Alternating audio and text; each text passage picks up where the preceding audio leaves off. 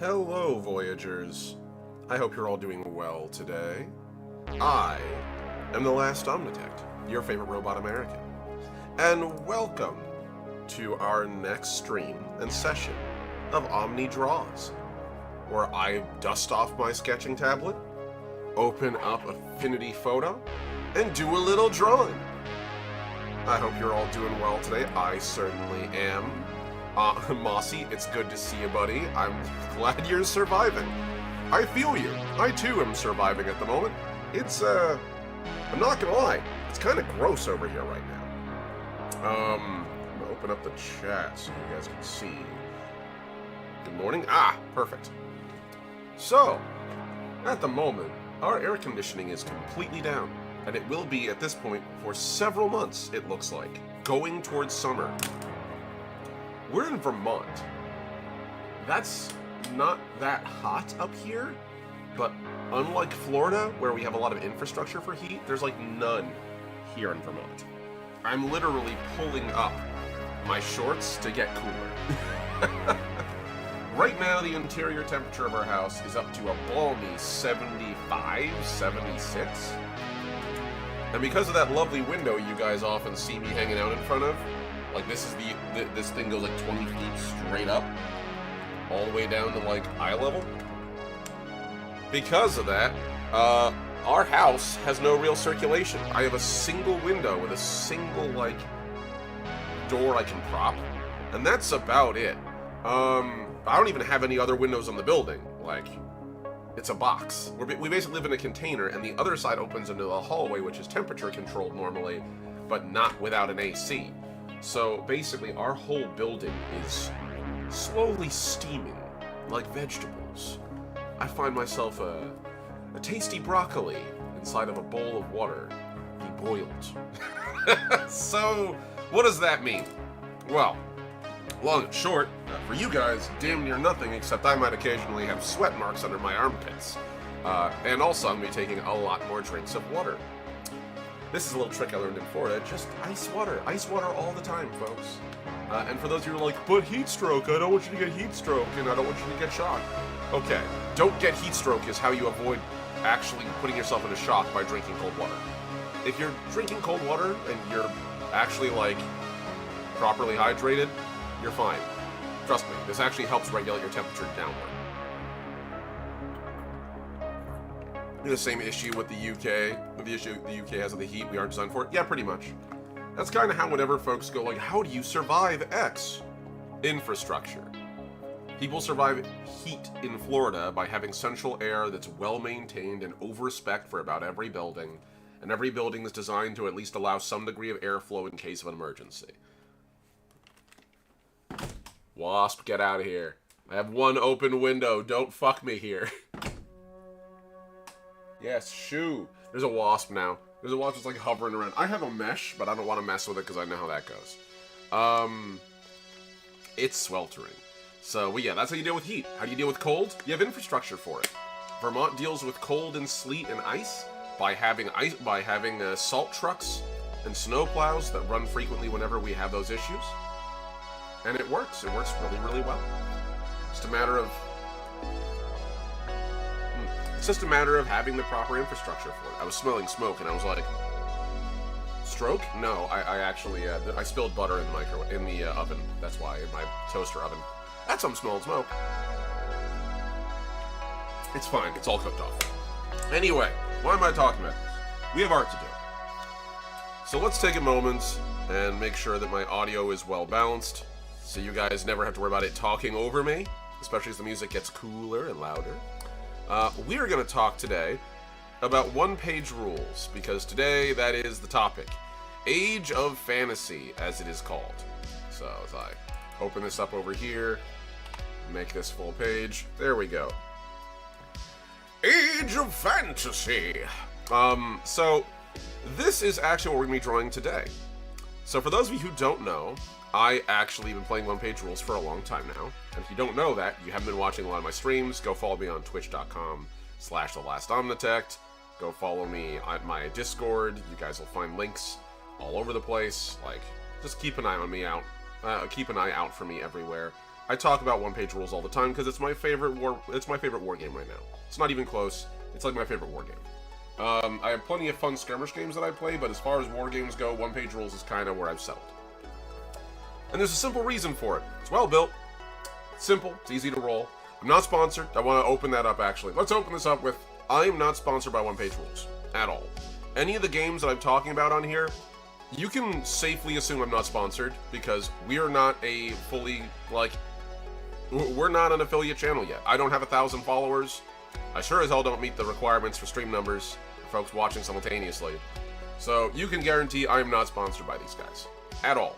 Wish I was. Hey, OPR. Hit me up, baby. But in the meantime, I'm not.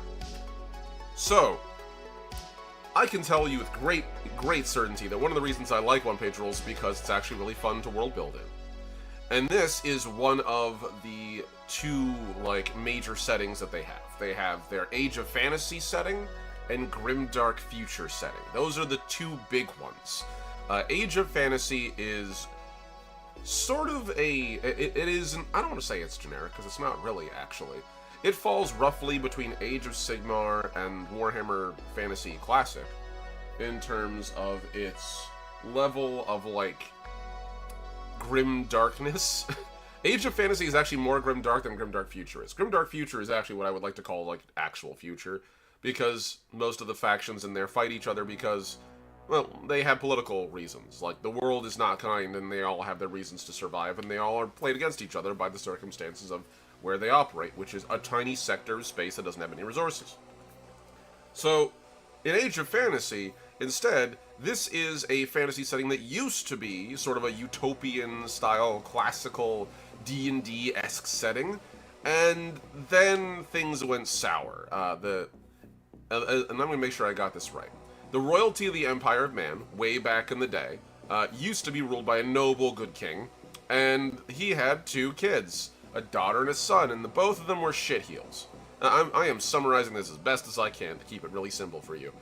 Both of the two of them were shitheels, and they were given access to this artifact that's designed to keep the enemies of the fantasy world at bay, basically demons and monsters, all sealed away in a giant apocalyptic battle of ancient times where all the species of the world worked together and did the Sauron thing and basically killed them and locked the spirits away, the great four Havoc gods away in this giant orb. That's the drum pad noodling done. My arms feel it, but I love it. Love it. That's good stuff, man. So this orb literally locked away the four gods. Treat it like a key. And the four gods are the Plague God, the God of Lust, the God of Blood, and the God of Change. If you're familiar with Warhammer 40k, just file the serial numbers off and you already understand what they're like. If you're not, each of these four gods represents an existential nature of the universe, a fundamental truth that cannot be denied. Violence is a fundamental truth of the universe. Things die, things are killed. This is the blood god's domain. Things decay and grow. That's the god of plague, the god of decay. You have the drive for more, for excess, for things to chase after, the urge to seek what does not exist among sapient living minds. That's what the god of lust represents. Not just sex, but the impulse for more, to find and gather more. And then finally the god of change, which change is a constant across the universe. Both deception and also truth can be found in it. And as a result, again, these four deities are kind of like disturbed, twisted versions of their natural state. No, I'm not a follower of Khorne, hides Berserker Box. Yeah, you good. So these four gods, which have no names in this setting, they are simply deities. They are unknowable, monstrous alien deities. Once elements of the universe, now bent and distorted into twisted versions of themselves through the violence of ages. They were sealed away in this orb, and for the record, these gods didn't persist here. These gods were formed elsewhere and bled into our world. They're not supposed to be here, hence why locking them away is okay. They are a reflection of our world, not actually of our world, but more like a mirror image or a daguerreotype where light shines over a person and then onto a plate. The plate's reflection is not you. The photo isn't you. It's a reflection of you, chemically captured in another state. Same thing with the Havoc gods. They aren't us. They don't belong here in the world of Tyria, as it would be called. An immaterial, if you will, yes. The world of Tyria is the actual name of the setting in Age of Fantasy, the world of Tyria. And so, in that world, we locked away the Havoc gods and put them basically in an orb. And the kingdoms of men, the strongest kingdom at the time, and the one that led the attack, were the ones trusted to watch over this orb. And this good king, in a line of good kings, did his best to try to watch over the orb until he realized his two heirs, a daughter and a son, were both shitheels. And when I say shitheels, I mean inherently not good people. This is not because he didn't try, but anyone who knows what it's like to try to keep a moth away from the door knows that sometimes, no matter how hard you try to shepherd something gently away from a dangerous and violent destiny, some things still chase after it. This is kind of the issue you run into with the oncoming heirs. The incoming heirs were spoiled and were aggressively vicious. They were both very ill-tempered and ill-mannered, in part because they were born out of, well, complicated marriages because, you know, medieval political structure. But the real issue that they had is the fact that simply both the two of them saw the power they were going to have, which is the power over life and death over the entirety of Tyria. They hated the fact that everyone was talking down to them. They basically wanted their father to die. That's how bad they were. Imagine being a kid so shitty that you inherently want your father to die when they've done you no harm. That's pretty bad. I understand anyone out there who's had a rough life and has serious complicated issues with their family. That's valid as hell. But for someone whose parents actually loved, cared for them, and did a great job of trying to, like, actually answer their needs and be there for them, wishing death upon that person, it's kind of shitty. I'm gonna scare the shit out of this wasp. I swear to God, I'm gonna get a compressed air container and just... Anyway, this wasp just needs to go. So, the king did his best to raise them right. To try to find some way to get them to agree to share the throne, or to see if one of the two of them could actually ascend to the throne properly, establish a protectorate, anything to protect the realm from what he knew was coming. But it didn't happen. He died. And unfortunately, his two kids became the inheritors. And the first thing they did was immediately go to war. Immediately go into civil war with each other over who should be the new king or queen of the realm of man. And they fought, and they fought, and they fought, and they caused all sorts of havoc, and they split the kingdom in twain, effectively, until finally the two of them, wrestling over each other literally in the throne room, both grabbed the orb and struggled to pull it away from the other, because simply put, that's what actually gives them their powers. And what ends up happening? They drop the fucking orb. And when they drop the orb, the entirety of Tyria splits, just cracks. A massive ravine deep into its depths opens. And like Pacific Rim, havoc spills forth. Not giant kaiju, but hordes of demons and monsters and things not from our realm. The Havoc gods were free, and the minute they became free, they made it our fucking problem. Now, fun fact, you're wondering what happened to the two kids? They became the first two vampires and fled. And they still to this day continue their stupid war with each other because the two of them hate each other. The kingdoms of men now exist in a protectorate, ruled by those that survived the obliteration of their capital. And they're doing their best. They're doing actually halfway decently, but they're fighting insurmountable odds, and demons are literally on their doorstep. So, if anyone remembers that movie with Bruce Campbell, Army of the Dead, yeah, it's about that bad. It's about that bad right now. They have deadites everywhere. So, all the other species in Age of Fantasy have their own issues.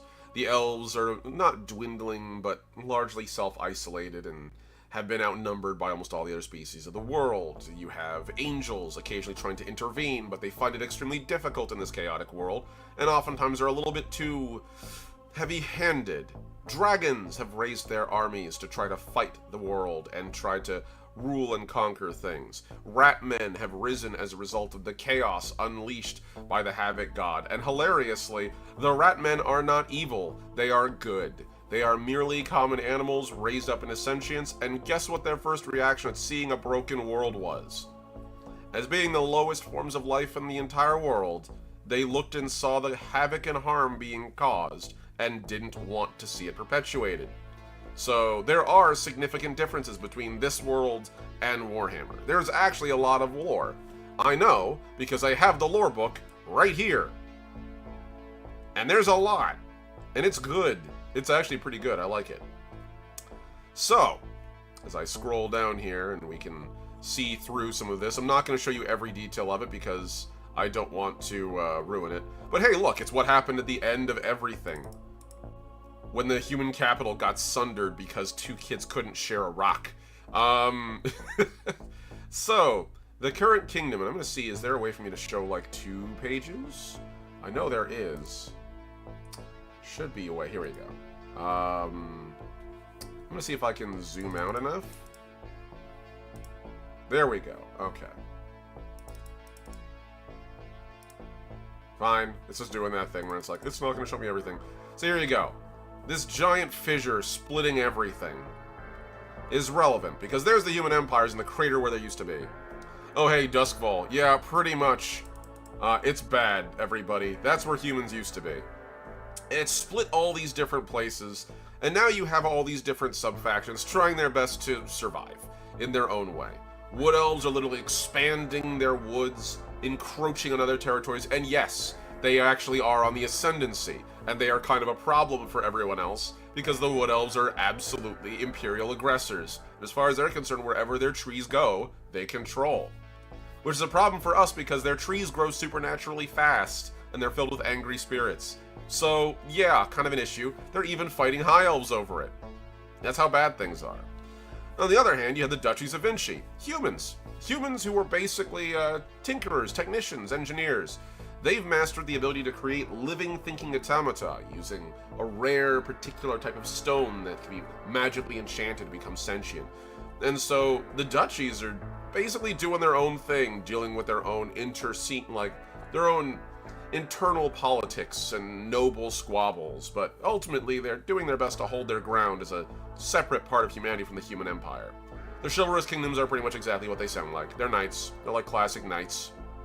The Ratmen squat in the ruins between the human empire, the Havoc warriors, and on the other hand, the dwarves and orcs, literally holding some of the most dangerous territory in the entirety of Tyria, and doing so through sheer determination. The vampiric undead are where those 2 kids went, and then immediately made everything messed up by basically creating a bunch of undead. Thanks, kids. You know, the king was absolutely right about them. They were miserable. The dwarf holds are encroached upon by everything going on, namely the Havoc dwarves and the volcanic dwarves and all the fun stuff going on there. And while all this is happening, orcs, goblin clans, ogres, all that fun stuff, and the northern tribes are all pushing down, slowly sworn to the powers of chaos to eventually obliterate everything. All this happening at the same time as the rift having opened the door wide for extra-dimensional shit to show up, including groups like the Shadow Stalkers, who aren't even from our world, and are from a world where light doesn't really exist. They don't even have eyes in the same way that we do. Instead, the sun burns them, and they're stranded here and trying to endure. They flicker in and out of our reality where they can, and they're looking for ways to stabilize themselves. There are other groups too. Anyone wants to play Stormcast? Well, there are an equivalent of them, but they're the guys that hunt the Havoc forces. For them, it's actually a prey. They go and chase after it because it's a resource they want to harvest. All this is brought up in context of I'm going to be playing in a skirmish campaign with my local wargaming club very soon, set in Age of Fantasy. We just voted a little while ago. I'm actually going to go and see if I can find the images. Here we go. It's Human Empire, and hey, the Rift Demons, which is what they're called here because of the giant rift that split open and these bastards came pouring out. I will be playing a Skirmish warband of Rift Demons. These suckers. I'm really excited to be playing as them. Now, I'm taking my own twist on it, because, as you guys know, I literally can't imagine doing something by the book. Ever. Ever. I don't do pre-gen characters. I don't do pre-made armies. I don't make my Space Marines wear the colors of existing chapters, or detachments, if we're talking in Battle Brother terms, from OnePageRules. I make my own. I have to. I want to. It's me. And so, I have taken my own twist on them. I've already started painting a couple of them. I am creating a Rift Demon of Blood skirmish force. And these guys are not demons, they are possessed, and field demons with them. That's kind of the goal, anyway. So, I've actually started painting them. I've got a couple of amazing miniatures, which I'm going to see if I can find the name of it. I believe it's, I just want to make sure I've got this right. I will share with you guys in a second. I realize you cannot see my page. That's fine. That is by design. I just want to make sure I get this correct because I want you guys to go give the guy some love, because he's a really cool creator and I think he deserves some awesome promos. Here we go. Yes. Okay. This awesome creator by the name of Denny Coy. I'm going to show you guys over here. So, canvas. Here we go. This guy here. Denny Coy. Denny Coy does these awesome kit bash kits for a bunch of stuff. He has a bunch of head swaps, but he also does a couple of, like, actual wargame armies. Or at least enough, like, to have some cool custom stuff in your armies. I'm going to see if I can find it. But I got, for me, a couple of his Chaos Marauder equivalents. And I loved them. So, I'm going to be using those guys as demonic warriors. Yeah, exactly. Here we go. Here's one example of them. So, these guys.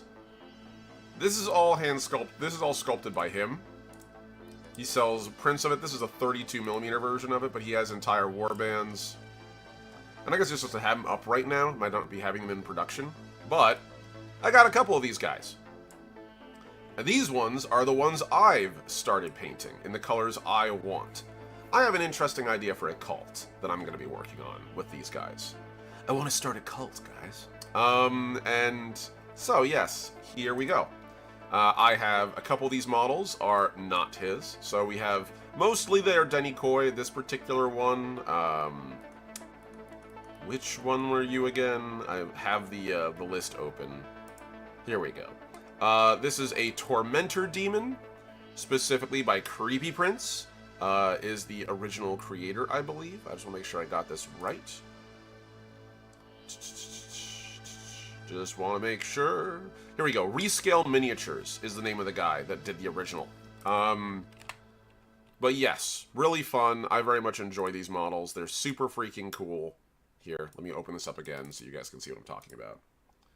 So this is something I'm using as a Chaos Spawn / Chaos Lord. Or a demon, I guess you could say Demon Prince equivalent. I really like the way it looks. It's like vaguely Phyrexian, vaguely, almost kind of like Diablo-esque. And I love that. I like the way they do that. I think it's really cool. So it took a while to put this thing together and clean it up. But it's finally together. I still need to add like a couple little bits of like green stuff and like gap filler in it. But it looks pretty decent. I also have a couple of these little doggos. Some chaos doggos. And also some imps. So this is more or less the basis of the skirmish force that I want to build. I'm going to let this down a little bit. Let my hair cool a tad because it's so damn hot outside. It's so grossly. It's not even hot outside. It's just gross in here. I'm hotboxing inside my own house. I'm hotboxing my fumes. But yeah, so that's pretty much them. So these guys are the guys we're going to be focusing on. The actual humans of this force. And I'm going to do some drawing of them today. We're going to do a little painting. I have them back here. So far, I have a name for these guys. And that name, and I just gotta make sure I want to get this right, because this is brand new, and I don't want to mess up my own lore, because I'd be embarrassed and foolish. And I'm gonna close this too. I actually just had it open. What the hell happened? I actually just had this open. This thing just closed on me. What the ever-loving heck happened there?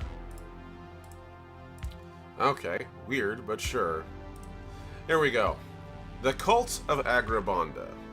That is what I call these guys. Very pleased with how they turned out. Going for a very heavy, mutated, like, Lord Force, kind of. These guys are all of them just Northerners who've taken a little bit of that Havoc power into them. And I don't really think they're super loyal. I think they're in it for revenge. This is a Monte Cristo tale, as far as I'm concerned.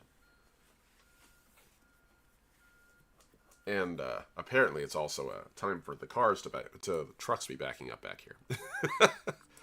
So, today, I'm going to be doing a little bit of these guys. Let me just open up the proper page. Oh, there it is. Okay, that's why I couldn't find it. It was on the fantasy page. That explains so much. Okay. So, as far as Tyria goes, where my guys are coming from, is sort of from like the distant northern areas. I figure that they started further north and they started to come down a little bit. So let's get our doodle on. Let's start getting some sketches going. Alright, popping over to Canvas.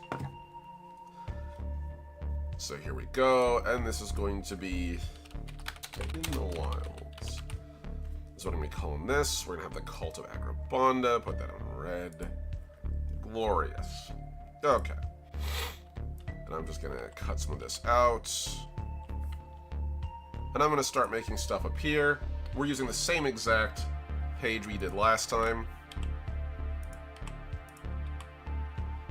Cool. And I'm just going to put this above. We're going to call that figures. Nice. Alright, let's start our doodling out here. I want something nice and easy to draw. So we're going to start by drawing these figures in. I figure we're going to be like have them striding across the wilderness. That's kind of what I'm thinking. So I'm like literally holding these up to sort of factor in where I want them. There we go. I think that works. Okay. And I'm going to make sure I have my reference open. So we have my Warband cultists. That's these guys. That's who's going to be there. Alright, let's get some doodles going. So the first one here is going to be the cult leader. The cult leader by the name of Kuro. He's the only one I've got the name sorted out for. Kuro the Blade, also known as Kuro the Divider. He's literally the one with the giant sword arm, so it's pretty it's pretty easy to guess which one he is. Kuro the Blade. And we're just going to start doodling him out.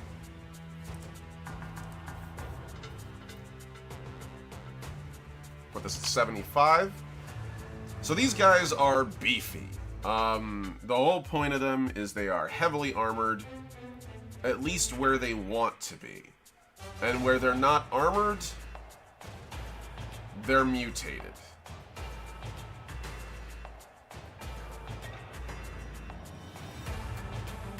So we've got this very armored sort of structure here.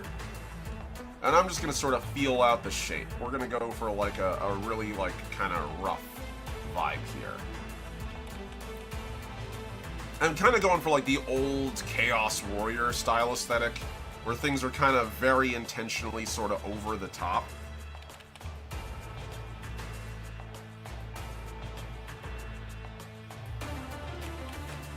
And I'm going to do my best to keep the actual like posture of them intact.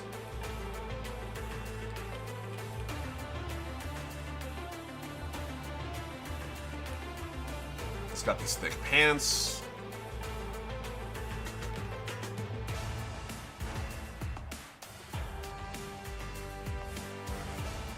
I'm going to slightly reduce the size of this.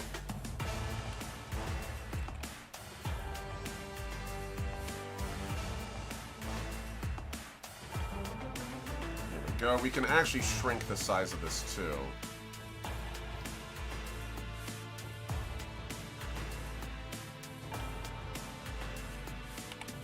Because that's going to be behind.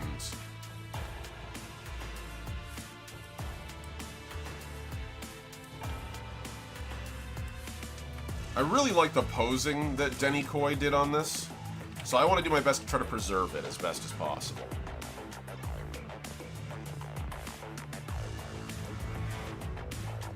And also, this is my first time drawing, like, hyper-muscular dudes in a while. I tend to draw, like, the more twinky kind of guys whenever I'm drawing. That just tends to be how I do.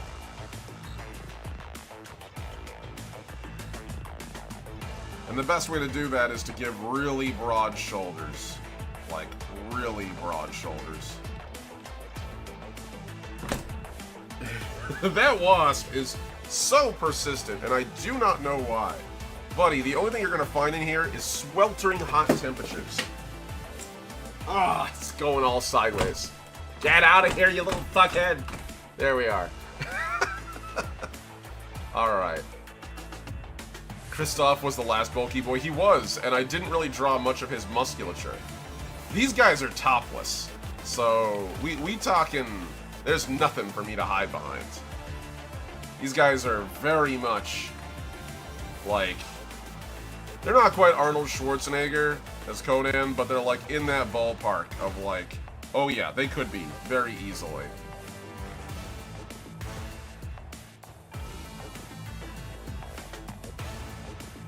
I'm just gonna give this guy a little bit of a chain sort of hanging around the waist. And then you got this big arm. So it's one of the things that drew me to Denny Coy's minis. I'm not a big fan of a lot of, like, the demonic stuff Games Workshop tends to put out. I don't know why. Like, some parts of it are kind of cool, but usually they tend to be just, like, their design just isn't elegant enough to me. It doesn't look like the organs and parts belong. And I kind of don't like that. Like, I don't imagine how it is that a lot of those folks can sort of fight with limbs that bad. And it's funny, because I've seen versions of their Chaos-like stuff that actually looks great. It's like one particular, which is like, I think it's the Warhammer MMO that came out a while back. And there's like one particular, here we go, yeah. They had this old Marauder concept art that was just like so perfect. And I was like, man, you know what I would kill for? This in their freaking war games. That would be ideal. That's kind of what I want. But we don't really see it very often. And so, as a result, yeah, I loved this aesthetic. And they just never produced it in the tabletop. But then Denny Coy comes out with these models that look exactly like I want them to. That are like perfect. And so I'm like, yeah, I'll rock with that. That feels pretty good.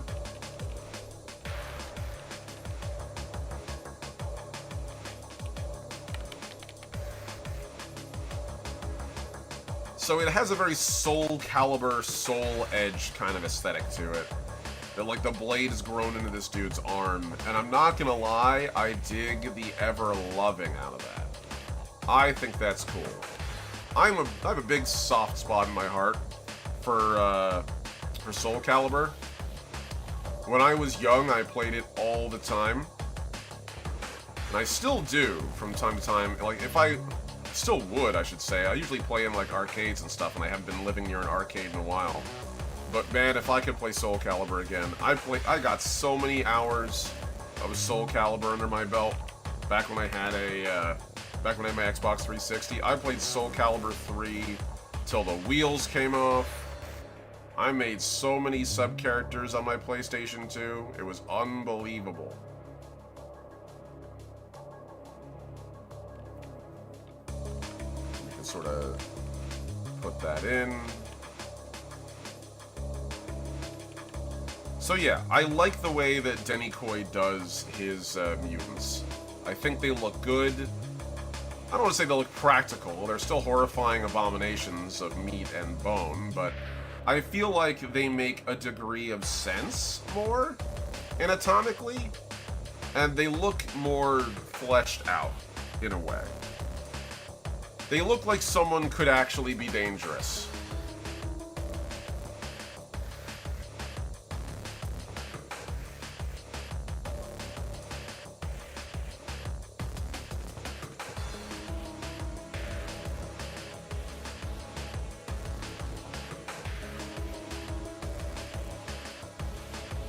We're letting the chaos flow on this one.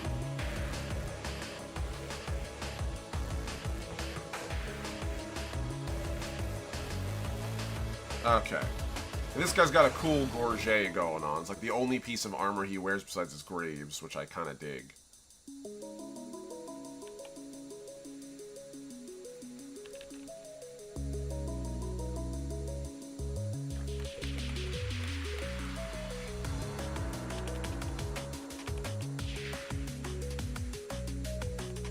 And we get, like, the slightly sharpened points. Not the slightly, but, like, the very obvious spiky bits here and there. Going up the arms.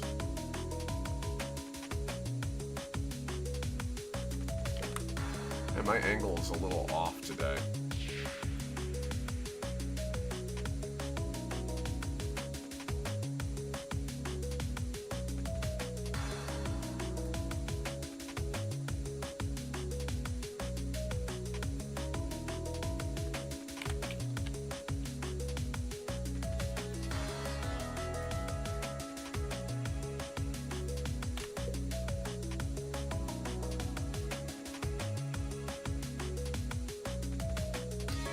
There we go.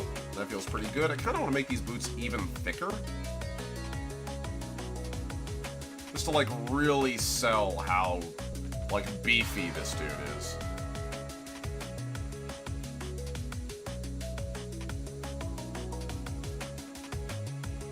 There we go. That feels pretty good. That feels like a pretty good shape for how thick this guy is.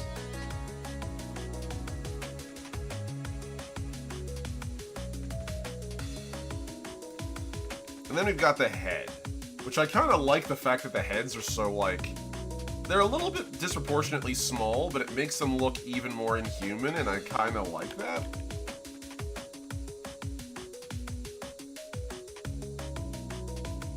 So I'm going to do my best to preserve that. Like, this guy is swollen with power.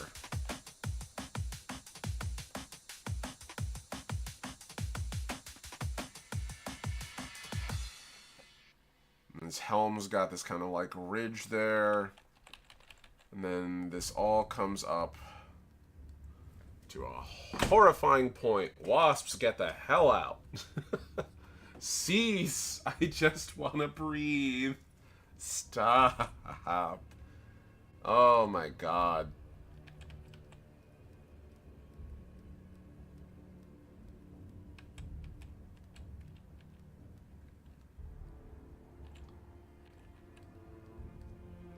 And we sort of have that bit there. We're going to do the same thing on the other side. Bring this up to a killing point. Kind of going for a little bit of like a, not quite a longhorn, but like a steer kind of cattle look for this. That feels pretty good. Aesthetically speaking, we got the, I think we nailed what we needed to on this guy.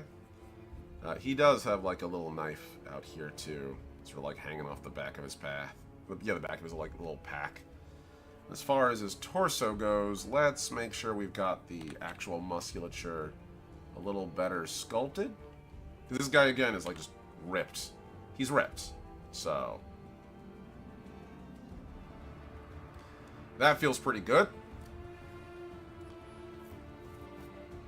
So we have Kuro the Blade. I'm going to do another one behind him. I don't know what I named this guy. Do I have a name for him yet? I do not. I'm going to call him Ro. No, we have Kuro. Let's do,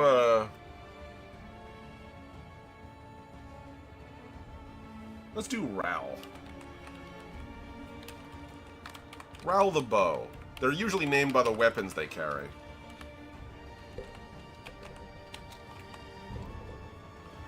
Alright. And that's actually going to be, in case it wasn't obvious which one that was going to be, probably the guy with the giant bow for a hand. Just saying. Makes sense to me. The dude's got a literal meat bow for an arm. And I kind of love that. The funny thing is, this is like Trench Crusade kind of arm bow energy, and I sort of love that. So, Ral the Bow.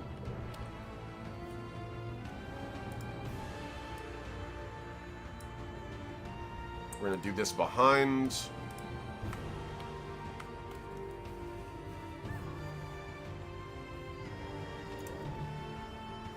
Let's do some environmental background stuff first. Let's do some quick environmental doodling.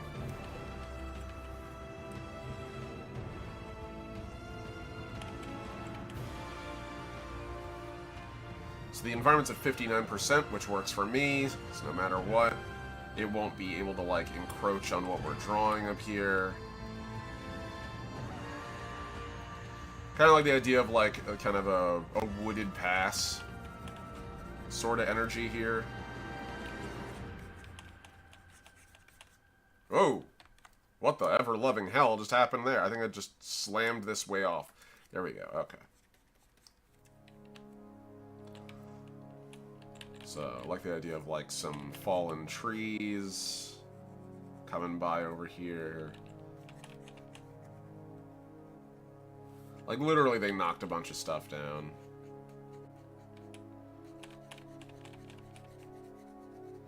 And I'm just gonna use some of, like, the environment I see around where I live as, like, inspiration. We have these, like, really big valleys and areas like that, and they're all covered in trees. We're gonna do some happy little trees here.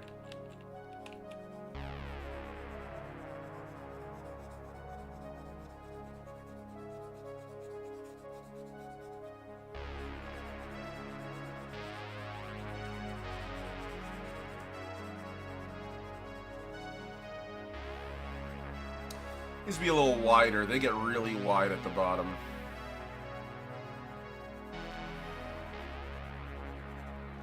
And then in the distance, put this, like, bunch of more trees.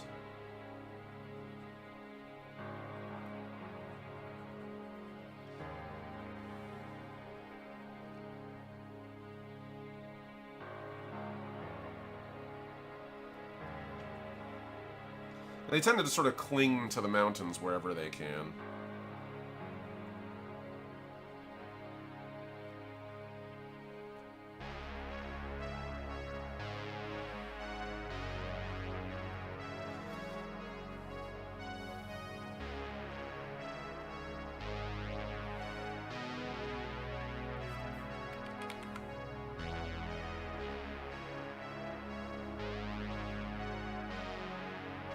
And there's also some, like, other fir trees and stuff in the distance, too.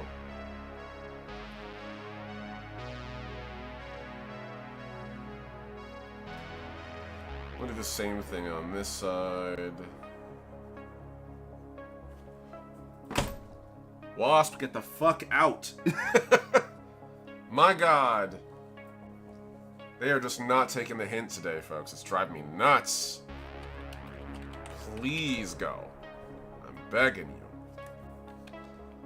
you. Okay, so you have a couple of these trees over here. Kind of like the idea of, like, having this guy sort of stepping forward onto, like, different rocks and such.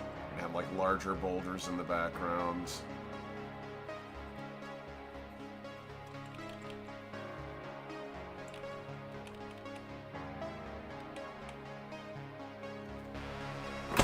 These wasps are pissing me off. Ugh, I don't want to not breathe is the problem. And these things keep hovering around my window. I'm sorry for being so loud about it. Let's see. Alright. Ugh, I hate it. It immediately gets sweltering here.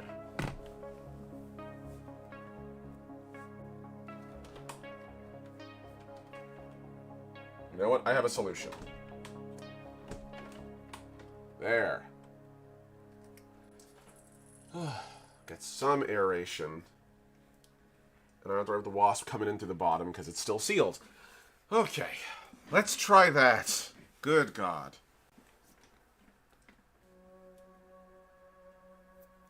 You should be fine.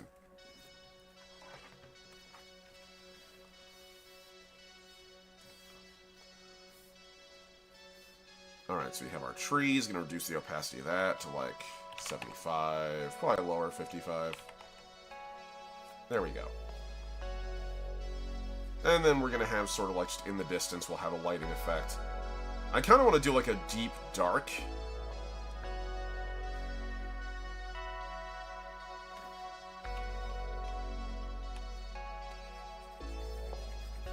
Over everything. I think that works. And we can sort of light things up in person. Yeah, I like that idea. And then in the background we have like the sun will be like eclipsing, or even the moon. I kind of like that idea. That gives us like a nice dark effect here. So you have these trees back here.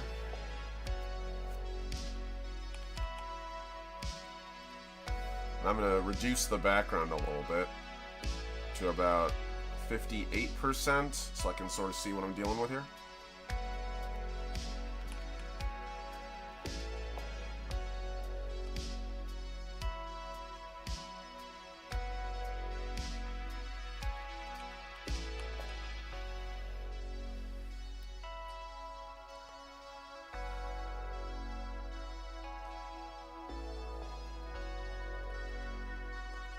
Here we go, so we can sort of get those thick thighs there with that thick knee plate.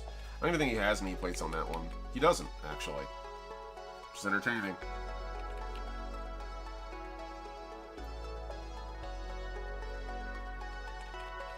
There we go. He has these sort of like saddlebags on his side, these plates on the edge.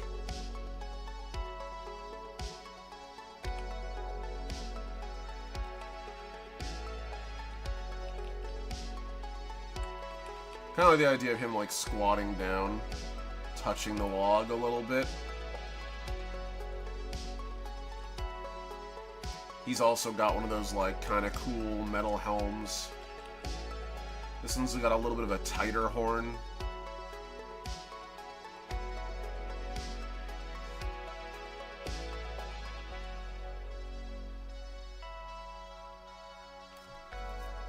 I kind of like the idea of him holding it up a little bit. His giant bow arm.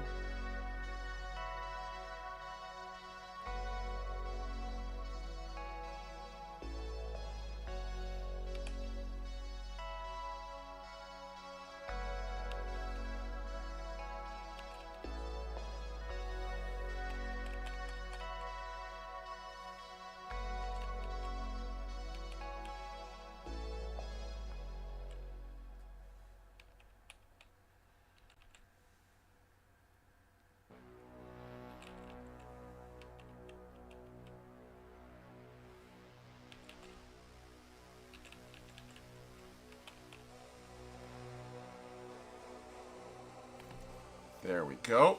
That feels pretty good. So we've got our bow user. Need an electric fly swatter, game changer. Jake, you ain't wrong about that. You are not wrong about that. You know what I need? I need a compressed air can.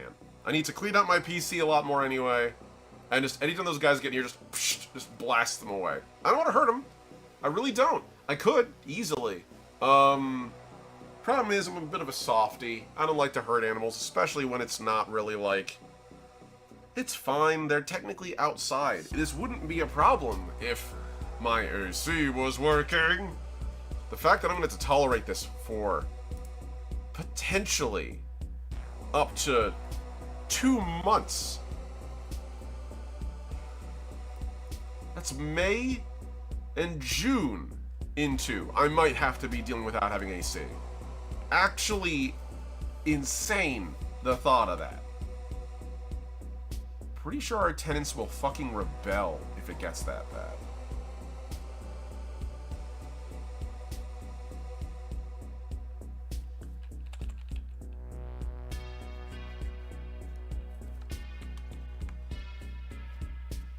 So we've got ourselves Raoul the Bow.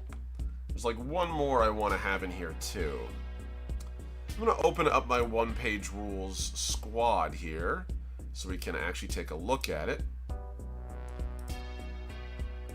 So I'm going to take a peek into Age of Fantasy Skirmish. It's going to be Rift Demons of War. I think it was Rift Demons of War is what I did. Yeah, Rift Demons of War. Okay. Whoop, hold on. There we go. We're going into the actual list. So right now, going by what I have Kuro, the Blade.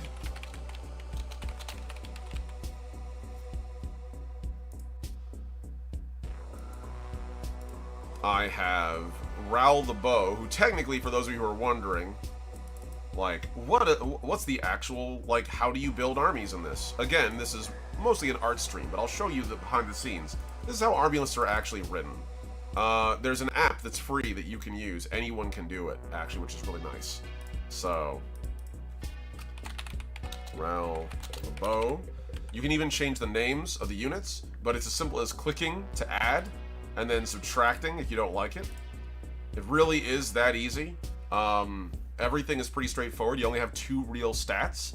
Every weapon carries the relevant stats. You have a quality roll to do things, which is hit, shoot, punch someone in melee, accomplish an objective, what have you. And then defense roll to keep yourself alive. So these guys are pretty sturdy, actually.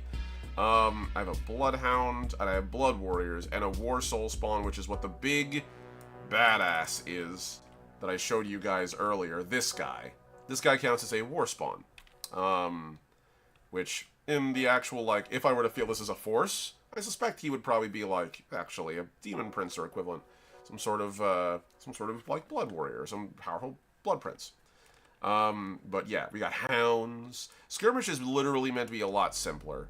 Or not simpler, but, like, a lot lighter on models, which I kind of dig. And it actually makes the individual combats more relevant. So you have to be careful about what you're working with. So I think if I go with what I've got, we have an Axe that I want to get in here, because I actually do have an Axe Warrior. You can see him on the left. I love that big axe. That axe is so cool. Again, they have a real Nightmare from Soul Calibur demi-organic weapon sort of thing going on, and I love that. I think that's unbelievably cool. So I think I'm gonna go with Axeman as the next one. So I'm gonna pull this over here. What should we name you? I'm gonna say Zero. So Zero, I suppose, would be the proper to pronounce it. So that's XYRHO, Zero.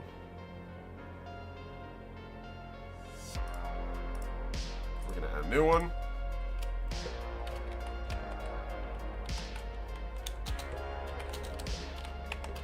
Zero the Axe.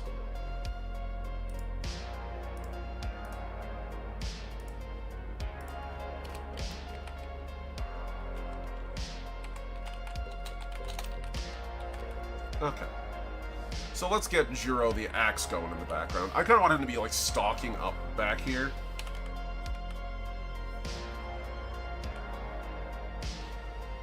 I might pull this guy a little further forward. Kuro might need to be a little more towards the front. A little more in center. Yeah, I think that might be the right move. I'll have him, like, slightly off a little bit.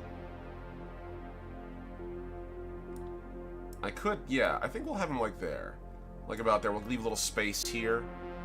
Raoul the Bow can go a little further up. That tree in the distance.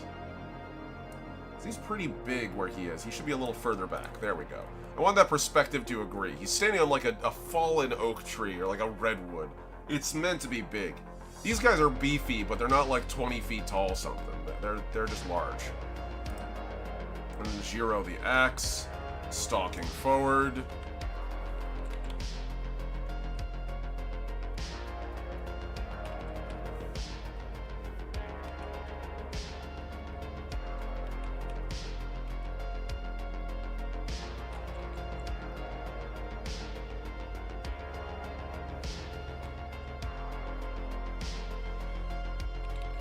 Go.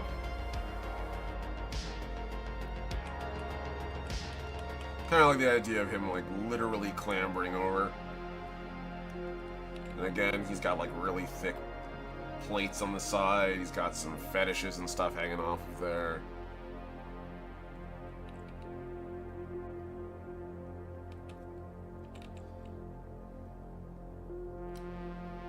And yeah, usually when you clamber up, it's like one leg up and the other arm kind of bent down. So yeah, this guy's gonna kind of have a little bit of that posture.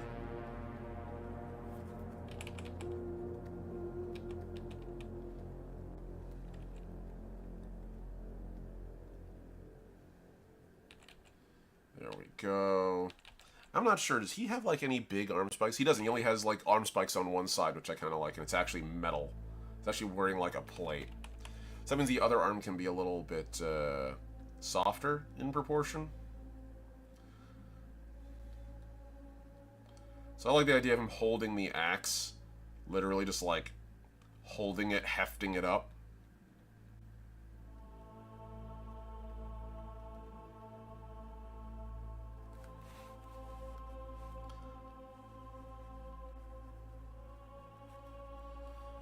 And he's got that same gorget going on that the rest of them do.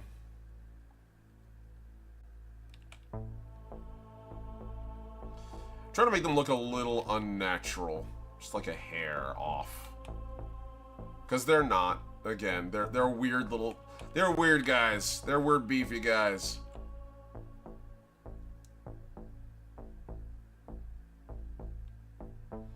This comes in a little tighter. I'm going to sharpen these horns a tad. I would sling that over a shoulder to walk. Much more comfortable when walking. Yeah, you're not wrong. But I'm also, like, part of these weapons, they're sort of part of them, right? Like, so I'm not sure. This looks like as though as if it's, like, grown out of the same flesh he is. And I can't tell how much of it he can, like, pick up and put down. And look, he has his fingers, so I think he could take it up and put it down. But I kind of like the idea that as like, battle comes closer, it becomes, like, a little more fused to him.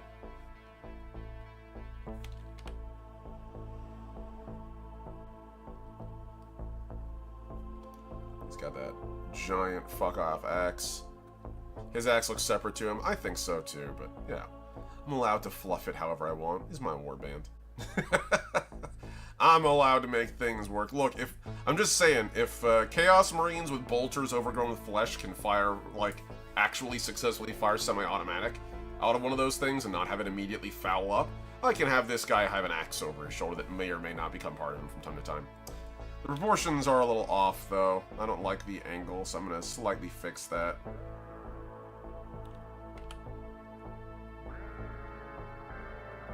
There we go.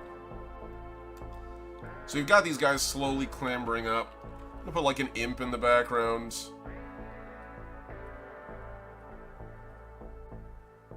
I'm just gonna call this imp. If it'll actually let me. There we go. Imp.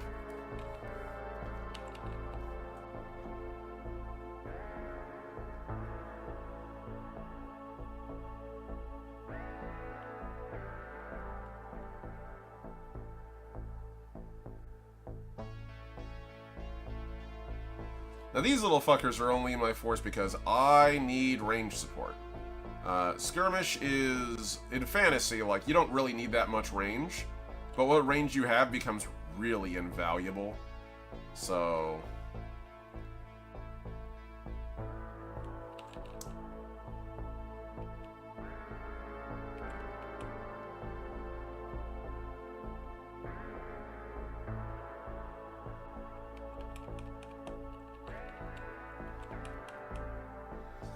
And we're just going to sort of fill these out into the distance a little bit here.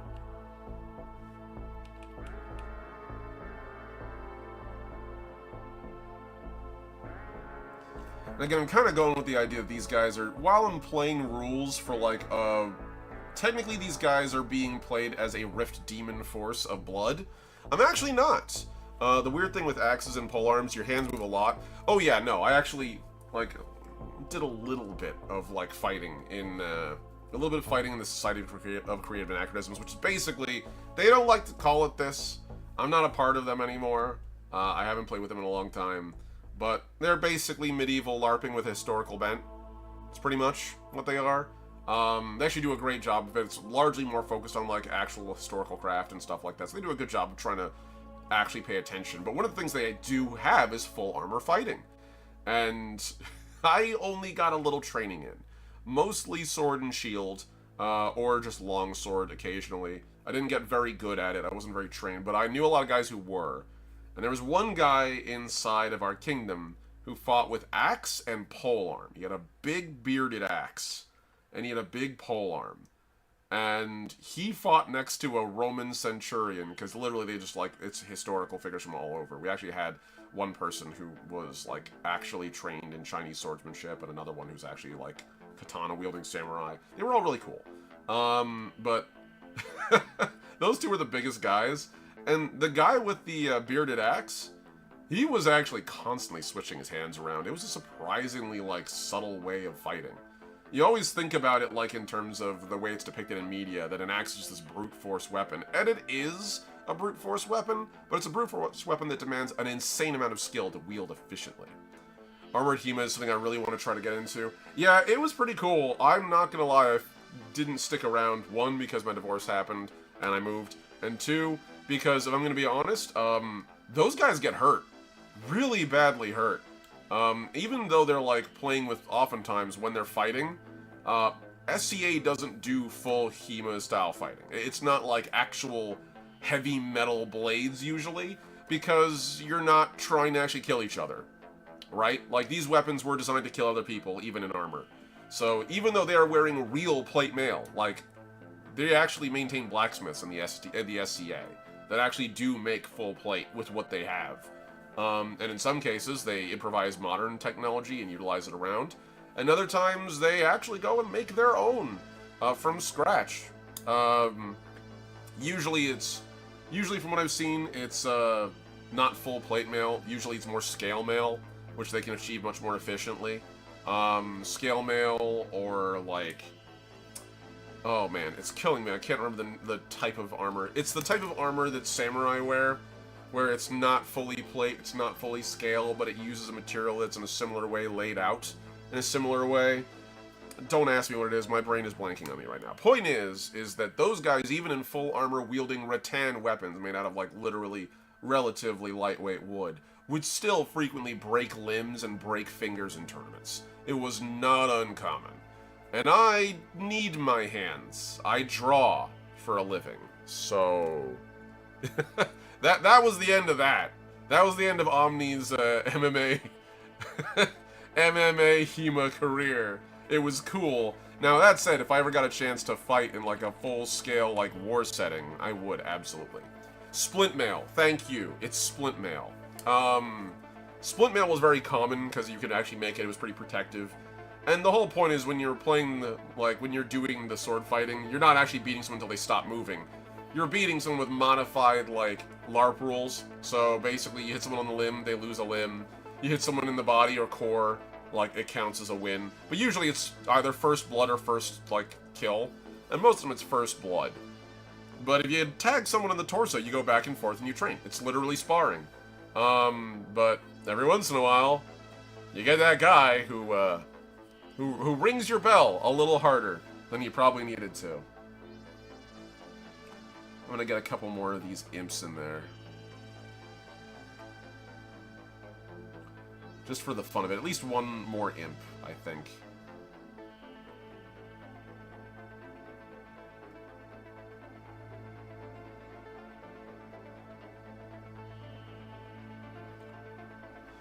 There we go. So we got some imps in the background. And I think I want to have a hound as well.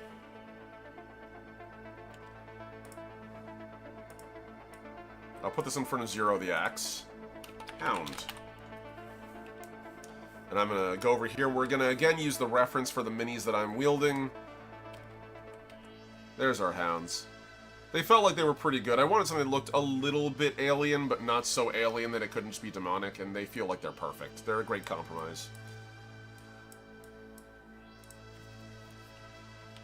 Now, this is one of the reasons I actually really like OnePageRules, because, again, it's actually miniature agnostic. So you can use whatever you want. They're building their own miniature range, so if you do want to have, like, a specific, like, your own models that are actually matching the canon, you totally can. There's nothing stopping you. But it's not as necessary. Kind of like the idea of the thing, like, peering over the edge here.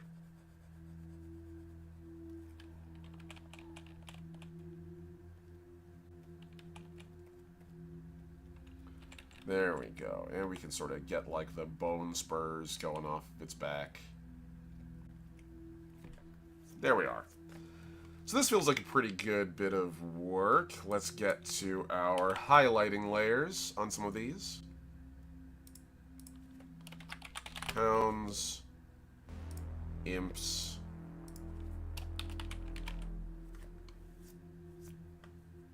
Okay. So let's start with Kuro here. I'm not going to do full color today. I think we're going to go with just, like, really sort of shock colors, as it were.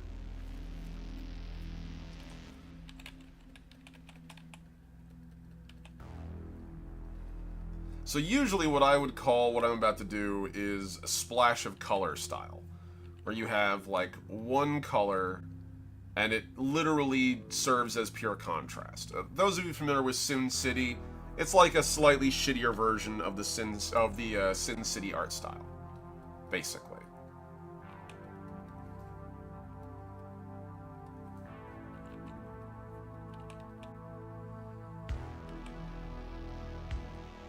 High contrast does pretty decent. We're gonna get our abs in here.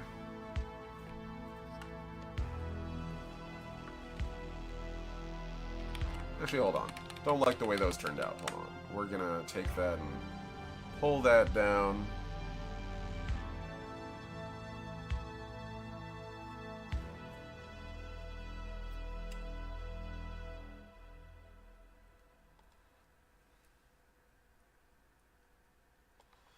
There we go. We're gonna get on here and just, like, slightly tighten that up a little bit.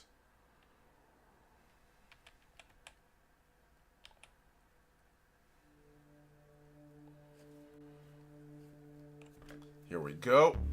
Same thing you did for Blades? Basically, yeah, my usual. I know a lot of medieval reenactors from the archery world. Oh, man, yeah. Archery was what I was really interested in. I actually used to do archery a lot with the Scouts. I was actually a pretty crack shot.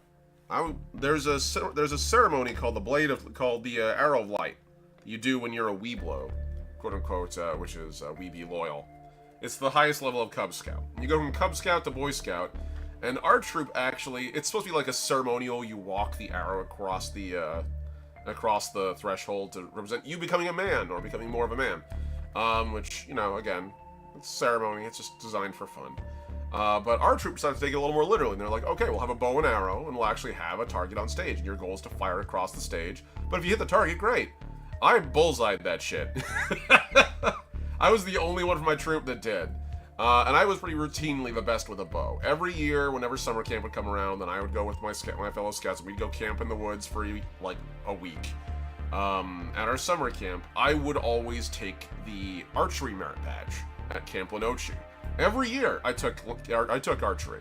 I didn't need to take archery, but I always took archery. It was archery, rifle shooting, and then I would take like 3 to 4 other merit badges because I had plenty of days. You know, it's like a school curriculum. You fill it up with what you need.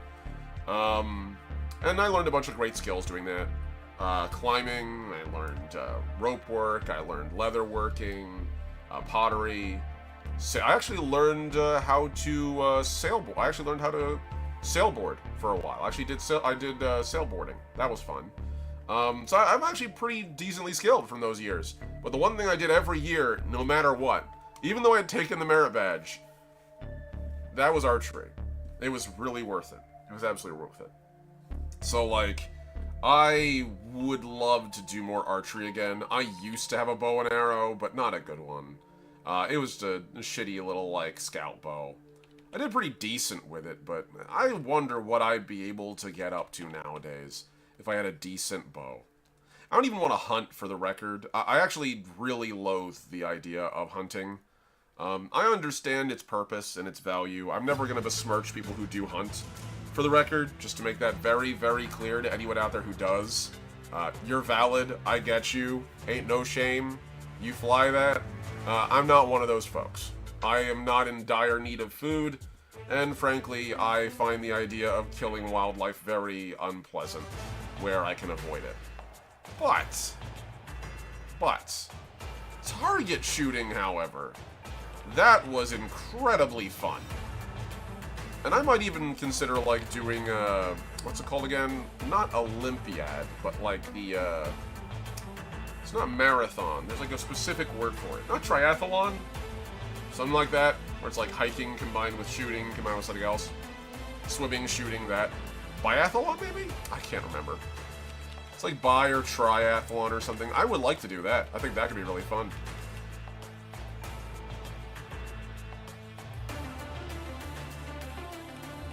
Alas, it's one of the things that's going on the will do at some point kind of deal.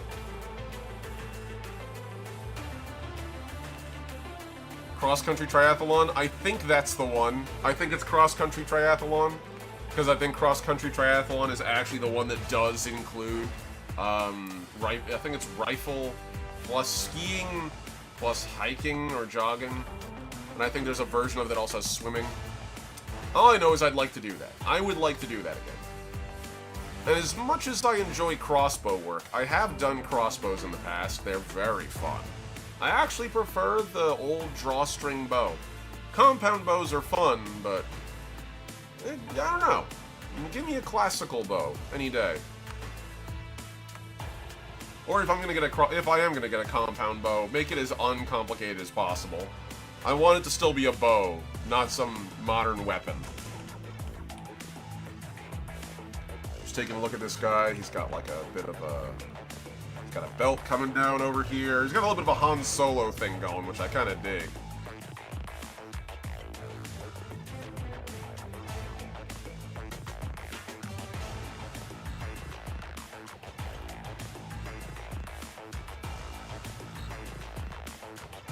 And then we're just going to sort of pull the pants over here.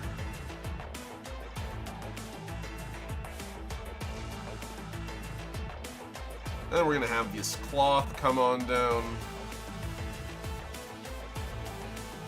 Cool, he's looking alright. Gonna give him the hip joints right there, the Adonis lines. I know Rick and Morty added another turn for them, but like Adonis lines is the appropriate one that doesn't make me gag. See, I'm a traditional shooter. I prefer my compound, but I use fingers and no sights. No, I think that's fair. I think there's something to be said about actually relying on your own senses for that. I was never a huge fan of instrumentation. I like the skill of the actually trying it yourself. And I know there's there's really good sights, but again, unless you're doing it specifically for effect, and we're kind of beyond the age where compound bows are a reasonable weapon to use in warfare, and the only real other utility that you have for them is hunting, there's not really much reason to use optics, I think. Unless you're really going for like Olympic level accuracy, in which case, yeah, that's why the pistol shooters have all that that useful sort of gear on their head. It helps them aim a little bit. Technically, it doesn't help them aim a lot, but it gives them a frame of reference. But hey, you know, the guy who came in, I think it was it gold? I think it was gold. It was either gold or he made podium. He did so eyeballing that. Because it's just a matter of actually having the right aim. doing it over and over again and doing it well. And if you do that, then yeah, you're good. Okay, so we've got some good imagery there. Let's get that helmet now.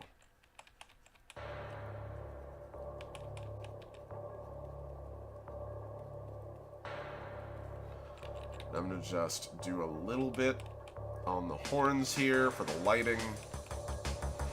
Nice. Okay. Let's get that pitch black up in here.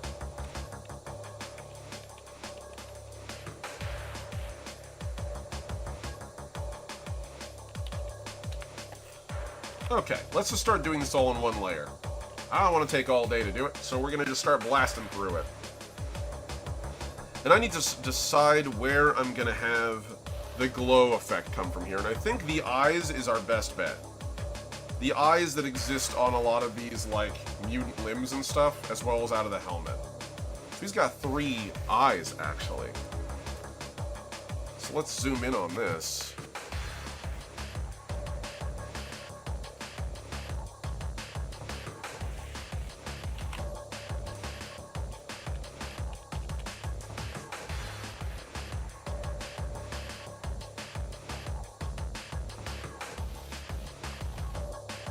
Looking at that, he's got another diagonal kind of coming down like this.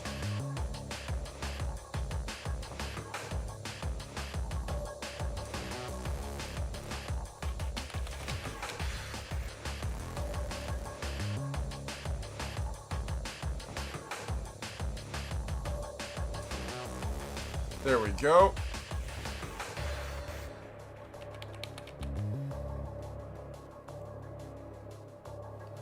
Then we sort of have this metal bit here.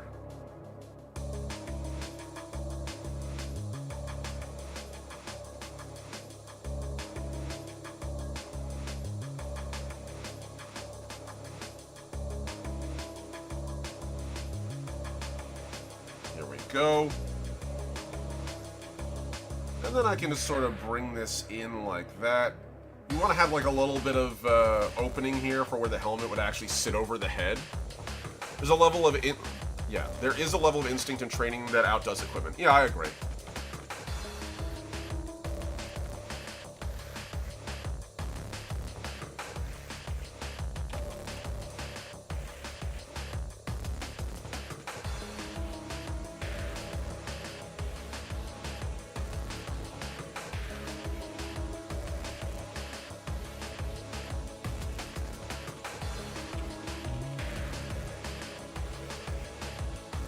Go.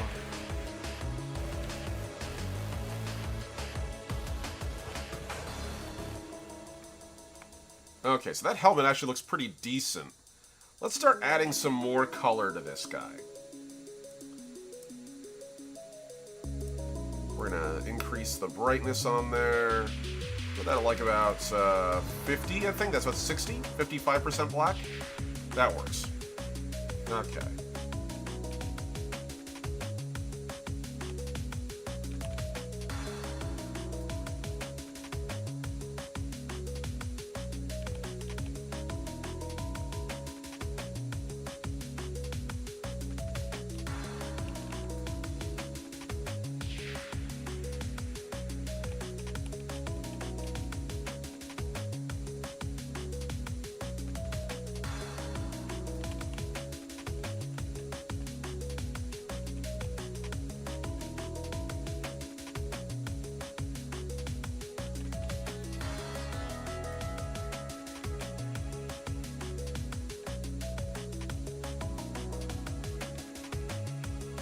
Okay, we're just gonna go for like a brutally beaten, hammered kind of look.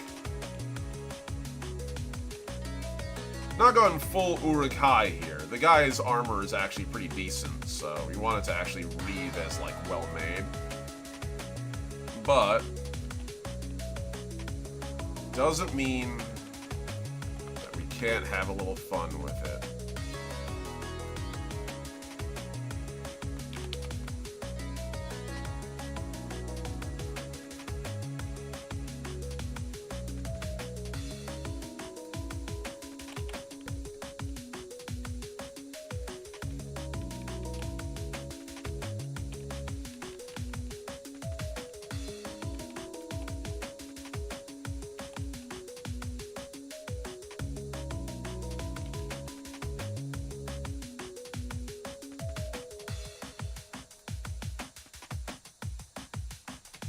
Okay, we can get on the other side here. We can catch the edges.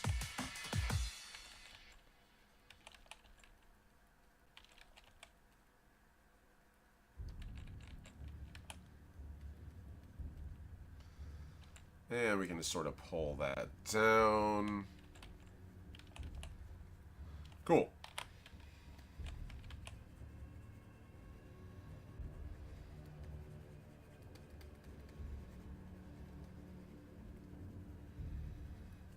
Cool. That works.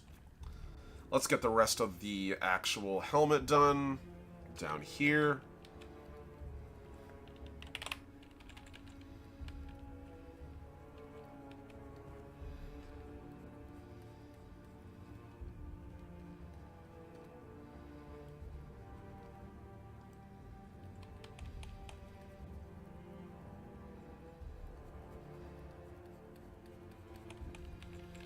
We can see a little bit where the gorget comes down to.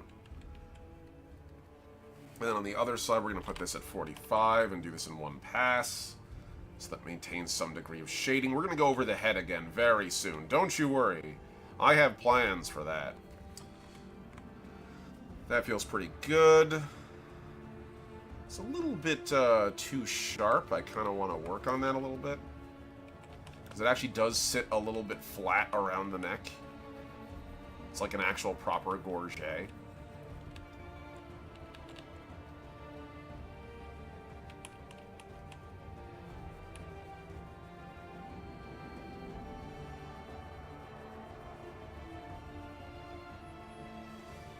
Then we can swap over to here.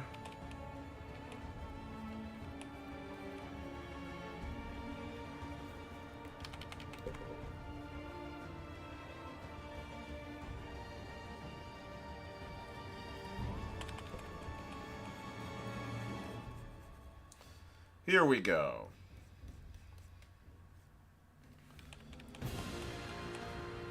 So I'm still figuring out the specifics of what I want the narrative of my warband to be, but I think I've got it more or less down in terms of, like, what the actual lore is.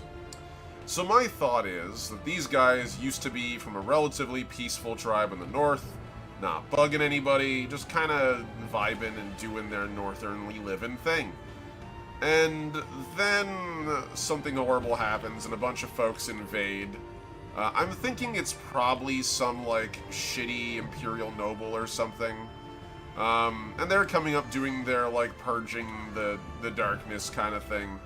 And his tribe is relatively benign. They have no issues with the Southerners. They've never considered the Southerners their enemy, and as a result, when the Southerners march up and begin killing a bunch of the other tribes, they're like, oh, well, that sucks, but, like, they kind of earned it. They went down there and made themselves assholes, so, like, yeah, of course they're going to attack them.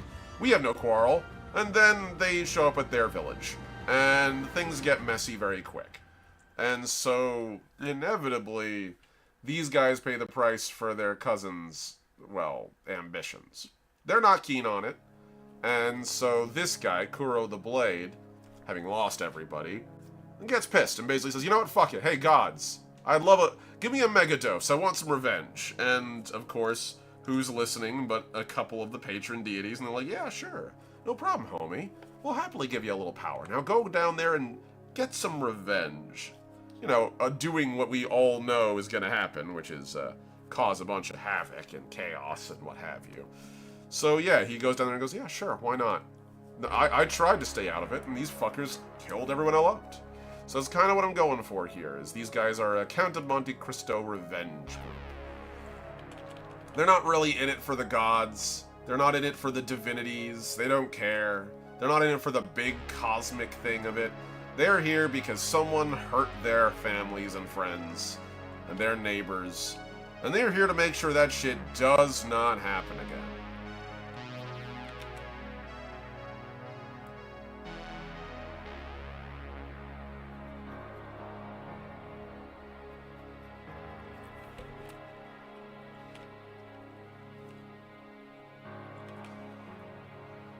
Like, if someone just came into Vermont and randomly started shooting my neighbors, I might get pissy too, I'm not gonna lie. I'd get reasonably upsetty, I think, would be the right way to describe it. I'd be moderately miffed. Just a twinge. Just a smidgen. Just a little bit.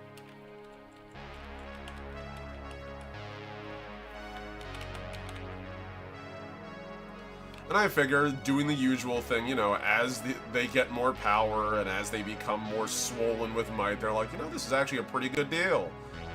They will stick around, enjoy ourselves a little more, you know? That's one of the things I actually enjoy about Age of Fantasy, is that Age of Fantasy isn't quite as, like, over-the-top apocalyptic stakes as Age of Sigmar is, or even the old world of Warhammer. But it's very common for folks to be like, oh yeah, no, we weren't getting into this because we wanted to murder people. That was never our intention. But now that we're here, and we've got a taste for it, yeah, sure, why the hell not? That sounds fun. And that's a great, like, way to build a villain up, I think. And it's funny, because usually I end up playing good guys in tabletop war games, or at least as good as I can get them. You know, again, I played Warhammer for years. I'm aware. There's no such thing as a hero in Warhammer. Not really. There's people who rise above their station to become heroes, but not, like, a whole faction. Space Marines are literally fascist-like enablers. Yeah, like that, and they're, like, the more virtuous ones. So, yeah. We're just gonna sort of have some fun here. I kind of like the idea of giving this guy, like, the eye on his blade. I'm going for a very Soul Calibur kind of energy here.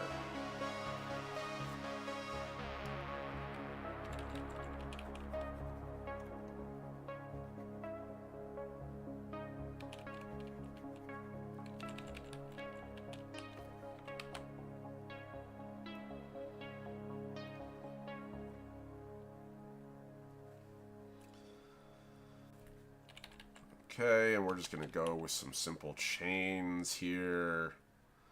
We're not going to do all the detail. I don't really want to do all the detail. We're just going to do, like, little bits of it here. And then add more in as time goes on. You'd almost call it noble if the warpath wasn't so blood-soaked. Oh, yeah, no, exactly. It's like, oh, yeah, this guy's legitimately, like, he's got a beef. He's got a reasonable grievance. The fact that it's gotten to the point now where he's got skulls on his belt, though, is kind of probably where it stopped being reasonable.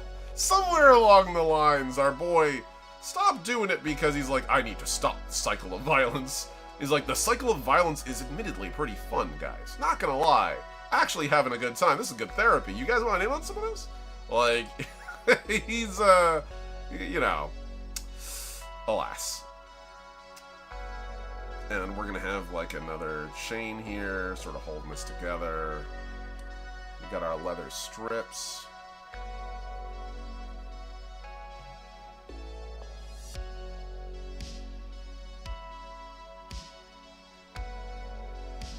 Okay. And then you've got the big cloth thing that hangs over all of it.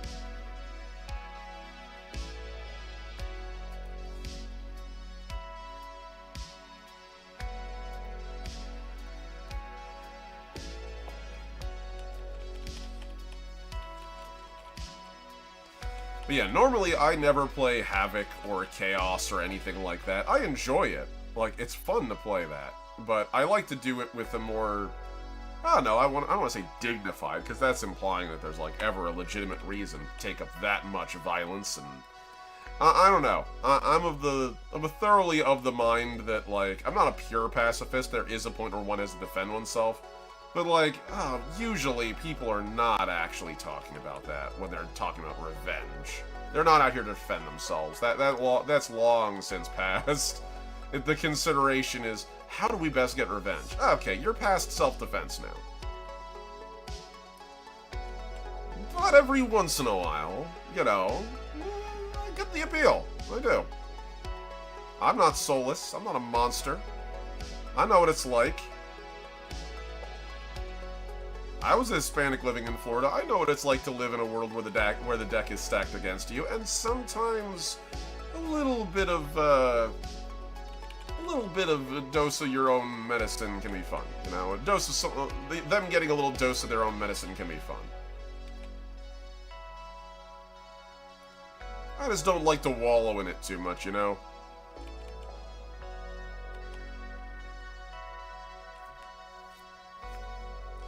We're gonna also have this come up a little more to, like, tie that all in.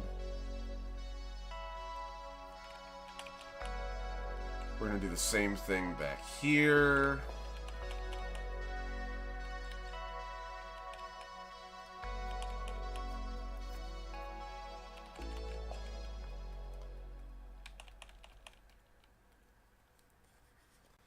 And then we're going to go down here onto these. 75. This is where we get into the metal. Metal's easy for me. I know for a lot of people it isn't, but for me it's pretty straightforward. Edge highlights. Capture the shapes within. Move on. That's mostly because I have practiced a lot. Metal's an old friend of mine.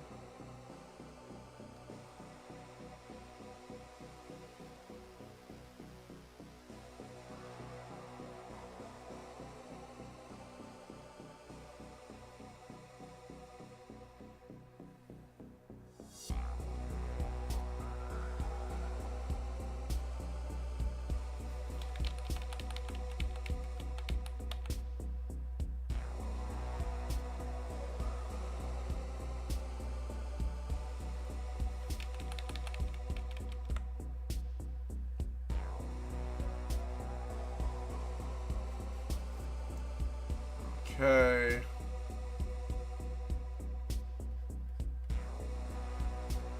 Kind of want to pull this a little further down. There we go. And again, we're kind of going for like the vague implication of Greaves here.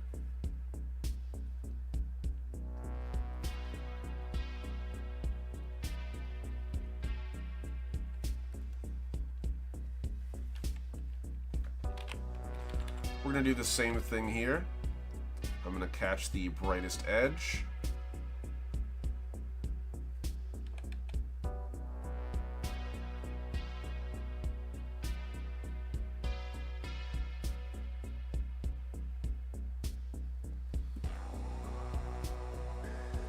Alright. And then I'm just going to sort of get in on here. We're going to make that a nice simple belt buckle. No need to make it too complicated.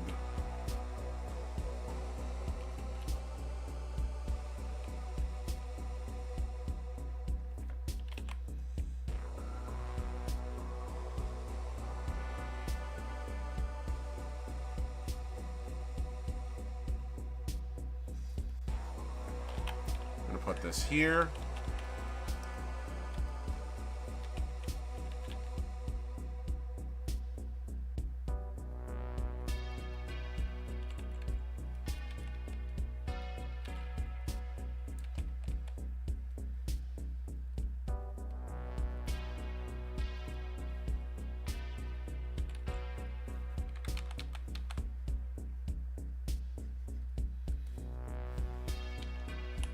And then I'm just going to get over here and we're just going to shape this a little bit more.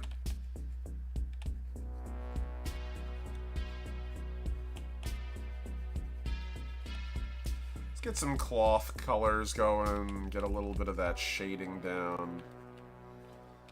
There we go. That feels pretty good. It's funny, with how bright things are right now, it's really hard to tell how good something's looking. Because I've got that sun right up in my face, and I would really like it if it would rain already. That would be so good right now. I need that so bad.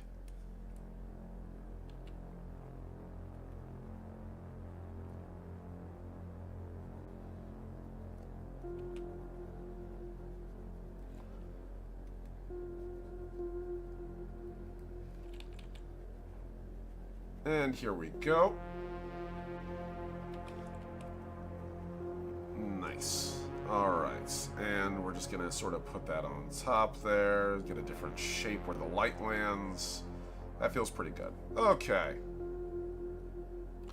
Our boy's looking pretty good. We're probably not going to finish him in time. So you're the blade and I'm the axe? Yes.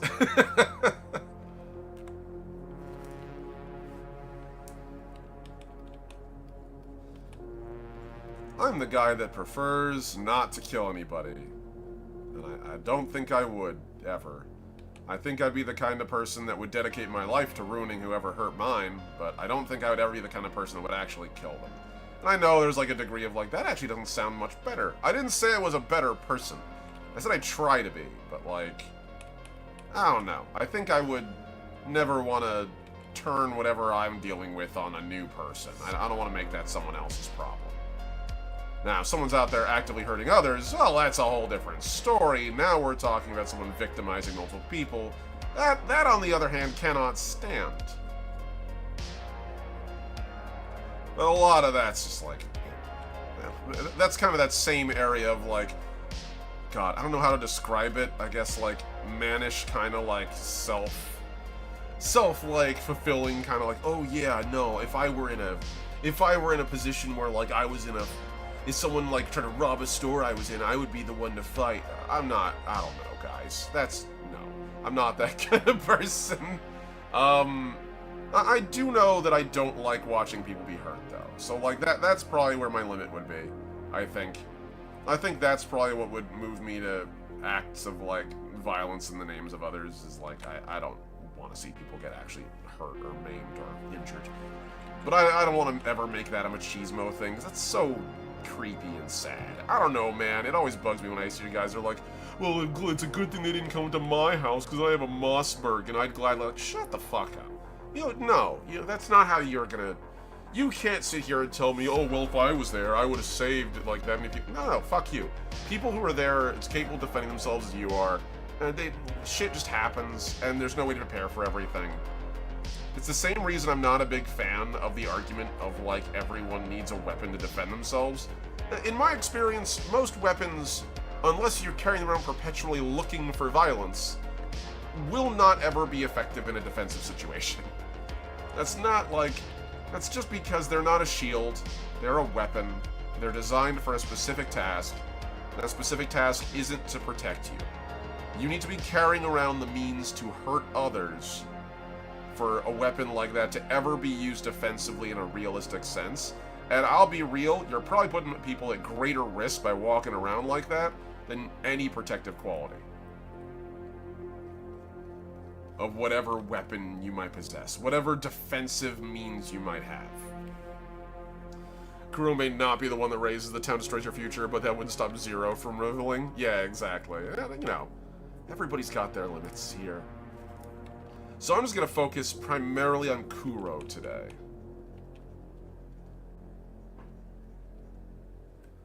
Primarily on Kuro. Because I would like that. I would enjoy doing that.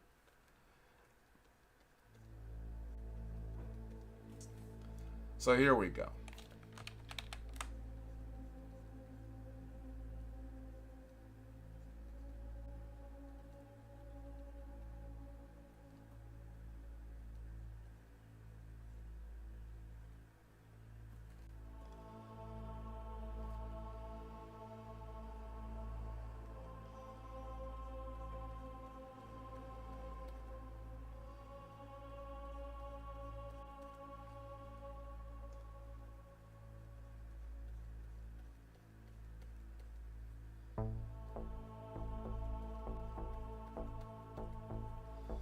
And here we go.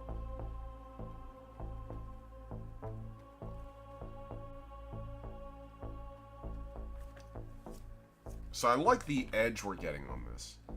It feels very sharp, which is what I want. I want this to stand out, because eventually this is going to be against a very dark background. I want this to be like almost a razor's edge. We're going to add in a little bit of like denting and stuff later, but for now, this will do. Let's get the tip of this, where the light will be brightest.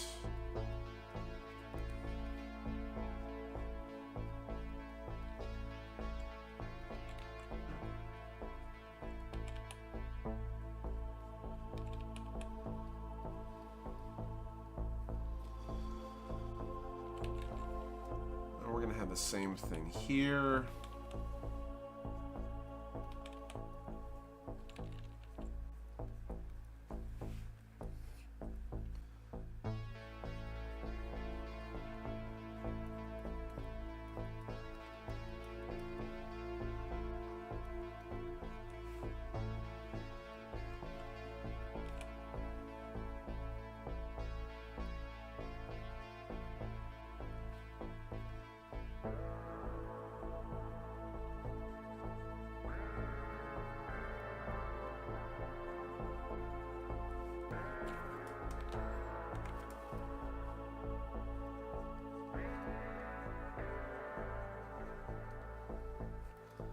There we go. Okay. So we got that really sharp, angular look here. And I like this is like where the moon's reflecting off of the armor. You know? Gives that really nice kind of look to it.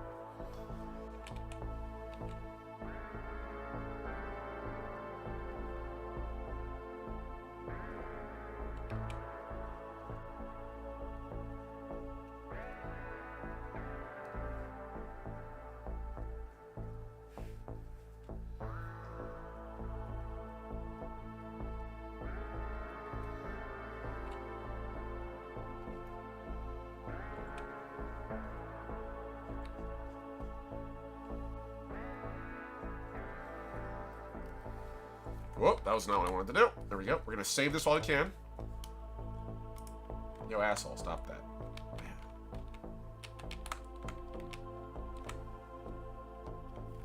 What the fuck? Whoa, there's a lot of errors there, actually. Oh, I see what's happened. That's weird. I don't know why it did that. It did so much damage. That's annoying. Every once in a while you get an error and it happens like that. I'm gonna save while I can. Wow, that really did, like, obliterate the edges of that. That's annoying. It's fine. We were fine. We move on. Sometimes you get an error that destroys a layer, and every once in a while you just gotta work with what you got. Good news. We have a brush for that. There we go. Jesus. That's the one. That's the brush I wanted. So we're going to use this to pull the layers up and merge them with the top layer here. Should create a nice, continuous effect. It won't be perfect, but it'll be enough for me to rebuild off of.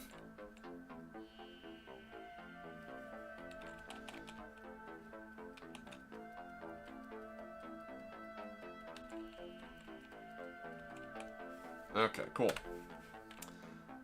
Let's get wild. Just a little bit of elbow grease, some repair, and before you know it, we're as good as we always were.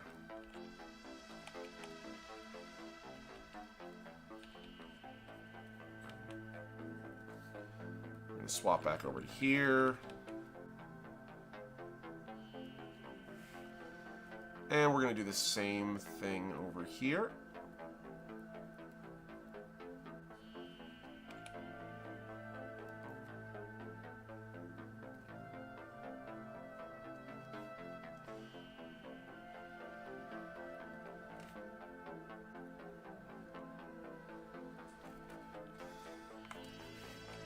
I'm going to put this at 45 still. We're going to slightly sharpen the top of this. 75 here. Call that to a harsh point. Cool. We're going to save before this goes any further. Good, good, good, good. Now that we've recovered the damage, oh my god, of a random error, which happens occasionally, and this is why you save regularly, You never know, chat. You never know.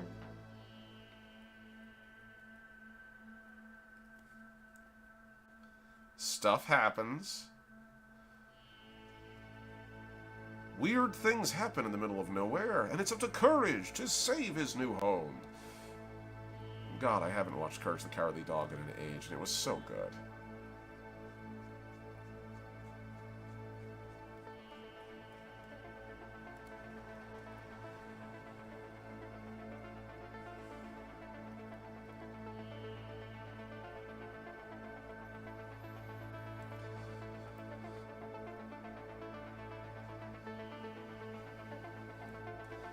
And then we have the eye here.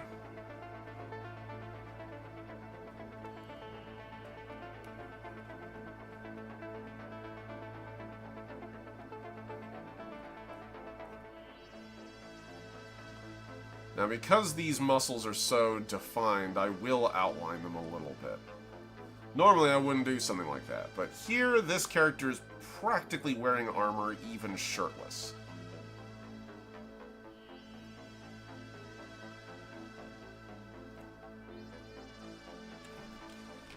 Besides, you gotta respect those gains. I can't manage those gains. I'm working on it. I'm trying to get back to my exercise regime. Slow going, gotta admit.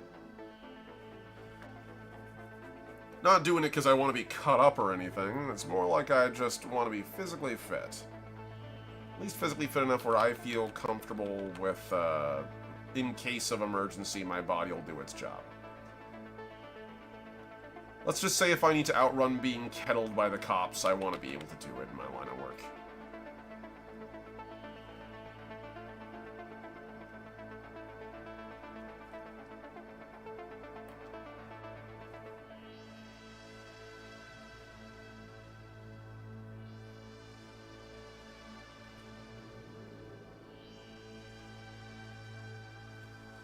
There we go.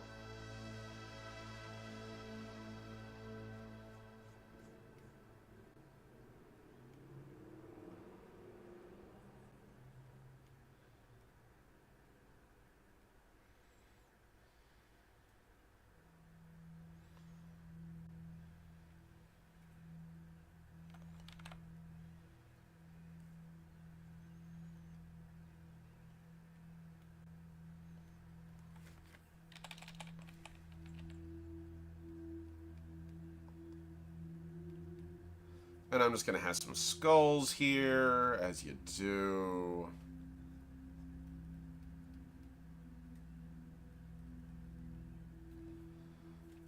Here we go. We're going to have these sort of like coming off like lashes and stuff.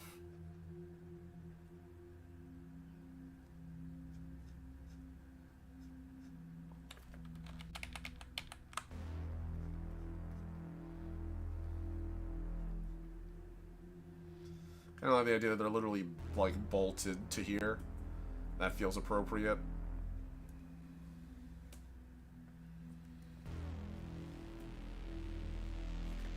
But this is like 25.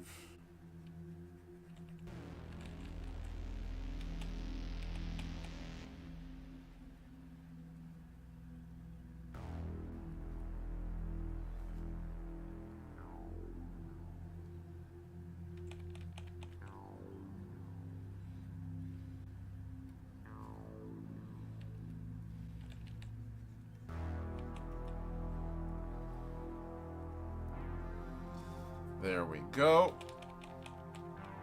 The best part about drawing a skull is it's almost all reductive. Almost everything you do can be achieved by just drawing black over the parts that need to be pulled back.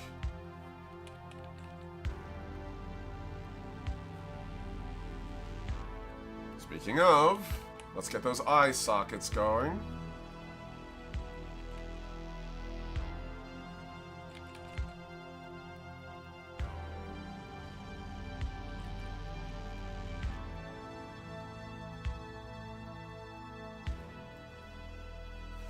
There we go.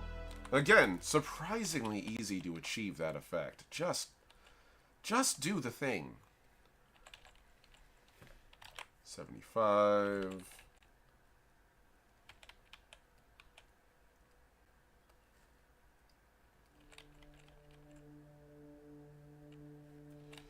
I'm going to have just like a couple little hairline fractures coming off of there. Sort of bolted together.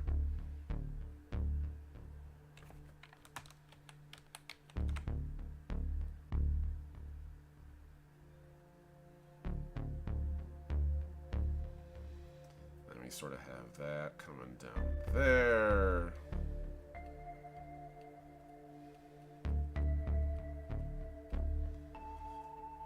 There we go. That looks pretty decent.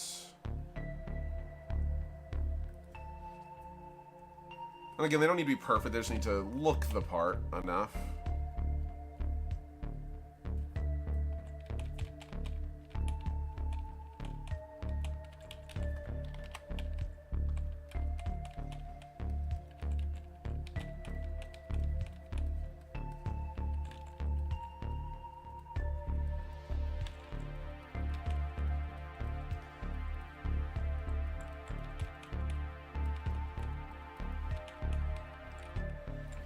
.75, do a couple more like hairline fractures and stuff coming off where these things are bolted together.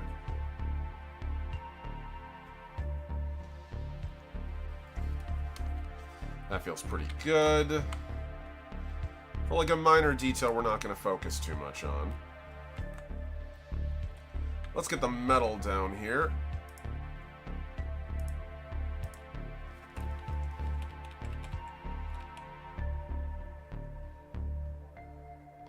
These guys have a bunch more spikes on them that I could do, but I kind of like the idea of them starting off with less spikes, and then slowly as they go, adding more on as they become more comfortable becoming raiders.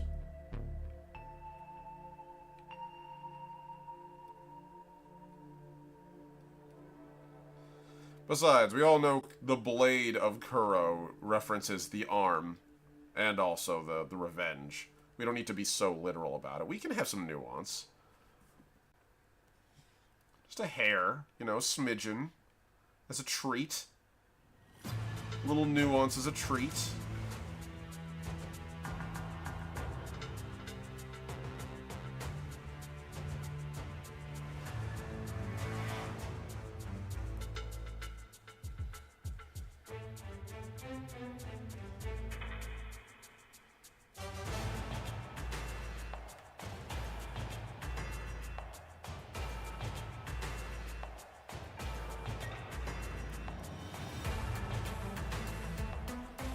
Go.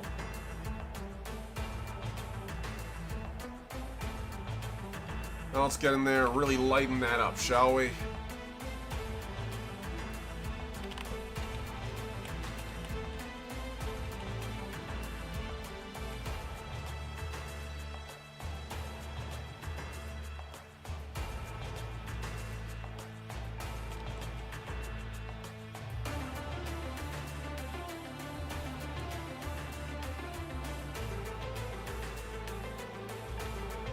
Do that at 25.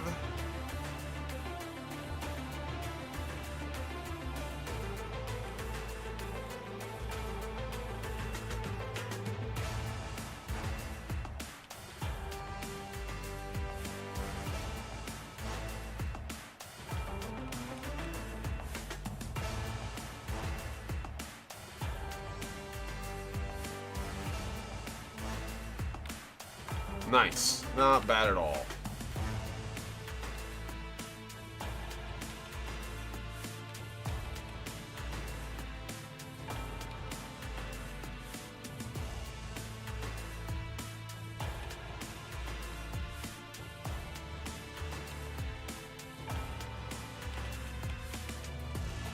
Tori Hanzo, that's who I'm thinking of. Scorpion from Mortal Kombat, that kind of energy.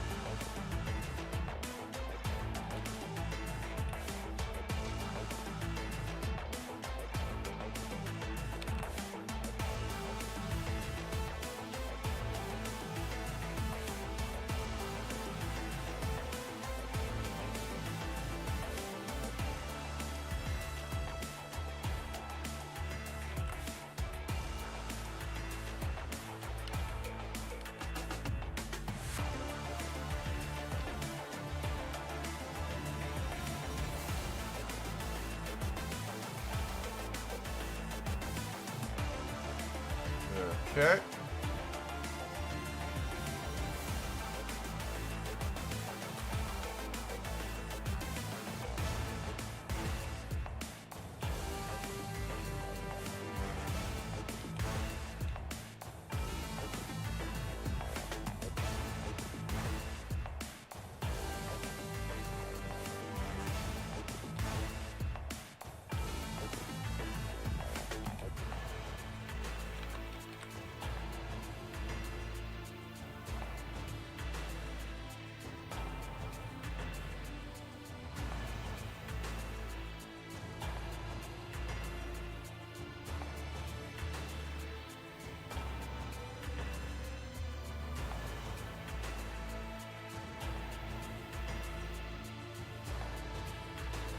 There we go. We can have like a little bit of like surface over the top of that clothing.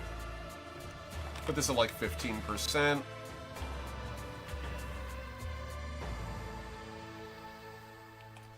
then we can sort of pull that up here.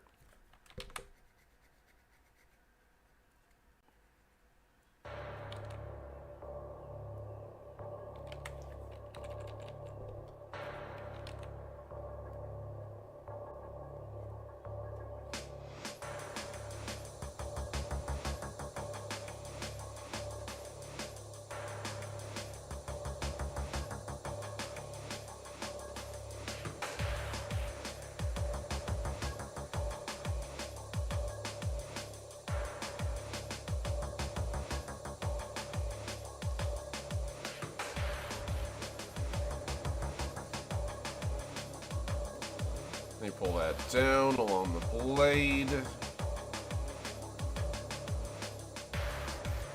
Nice. Now, let's see what it looks like when it stands out against the background. 100%. Yeah, that stands out real nice like. Alright, let's get in on one last layer for here. I want to get the eyes. I want to get the actual eyes here.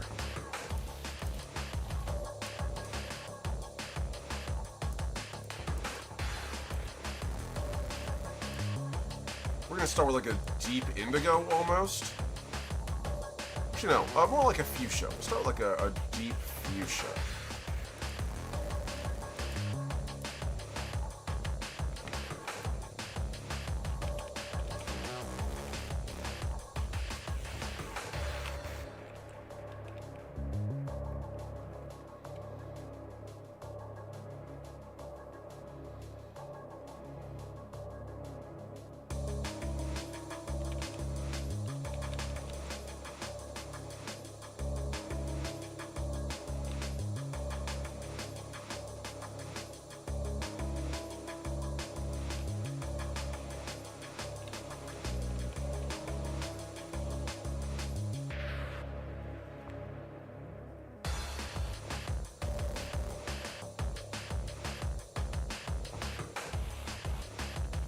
Alright, let's get on here now. Let's do this as a vivid light effect.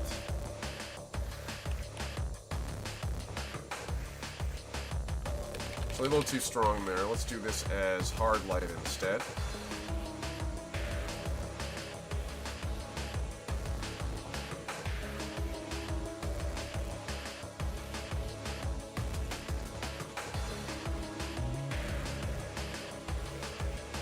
Going for a very Mork Borgy kind of vibe for this.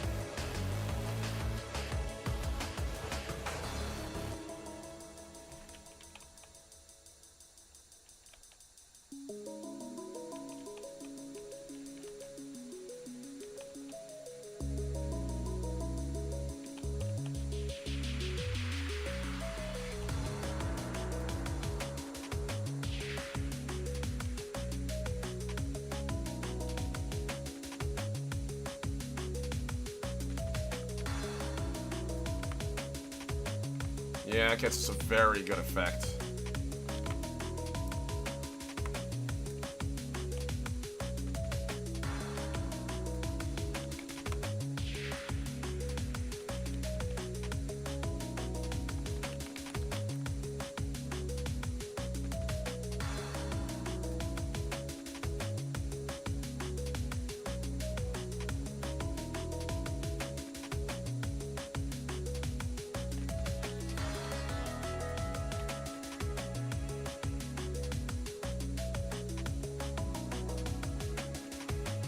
this as a hard light.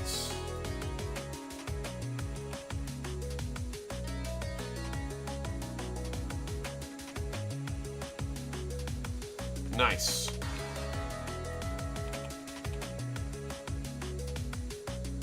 Alright, let's get this to a blood red.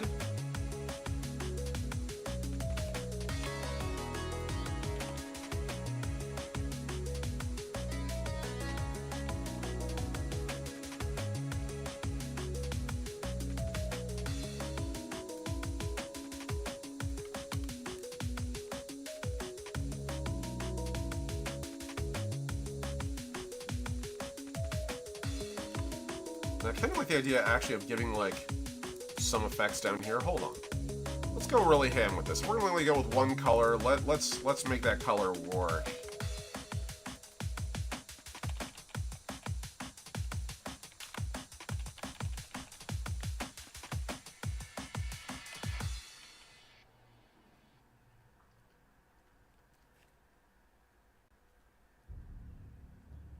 I like the idea that the skulls have purpose.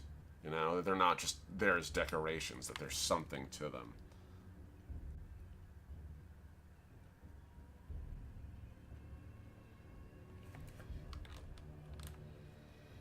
Maybe there's some sort of wards or something, literally keeping them sort of captive. That works. Let's get in there and get that as like a nice soft light here. Put that at 25%.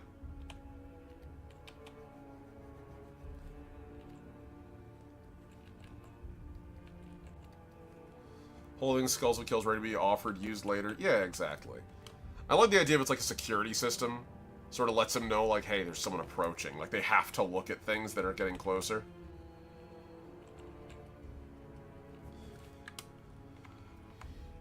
Maybe he probably does have some variety of spellcasting. Again, this isn't actually 40k.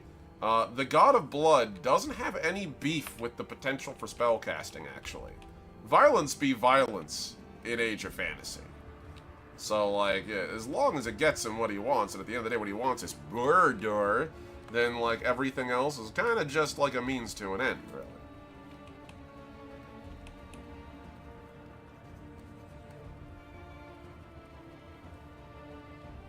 Alright, let's get to the red. Let's do this as a hard light.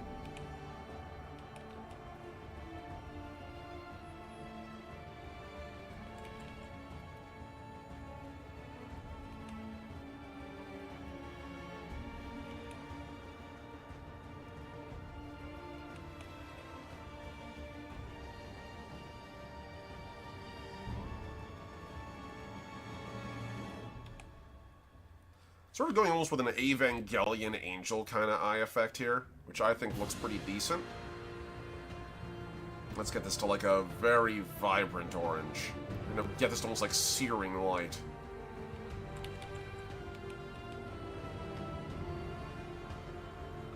Almost Sauron color is what I'm going for here. Best part is I can flip this around, just take black, pitch black. Just do that.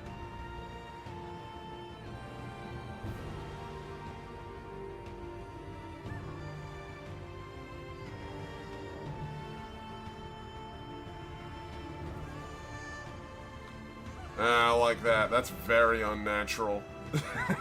That's so fucked. I love that.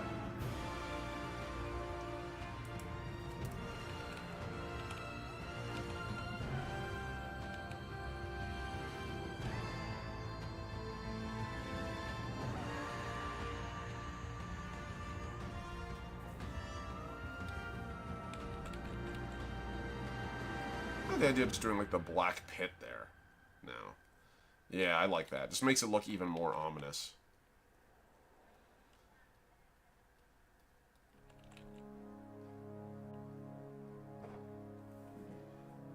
I enjoyed some Macedonian armor with mutation and the eyes now we demonic. Yeah, exactly. Now we're cooking with cosmic gas. Oh yeah, I like that. We're gonna leave the skulls down there only with like normal purple eyes. The red is just for him. The red and the yellow is just going to be for him. We're going to get that nice bright yellow. I'm going to save before I get any further. And again, going for a real Sauron kind of effect here. Like the eyes are burning coals. That works.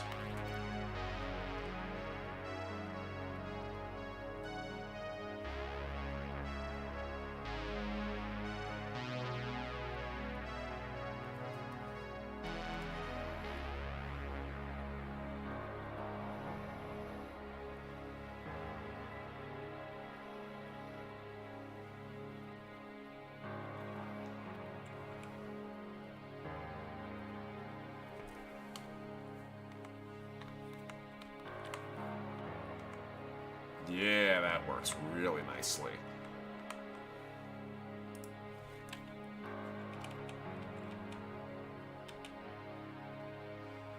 I kind of like the idea that whatever, like, deity or spirits granted them their power, it's probably, I don't want to say unaligned, but, like, technically a multipolar spirit. So not necessarily Khorne, not necessarily Tzeentch, not necessarily Lust, any of that. It's not Lust, it's not Lust, it's not Blood, it's not Change, but somewhere between the three lies this horrible thing in the middle. This horrible fucked up thing in the middle.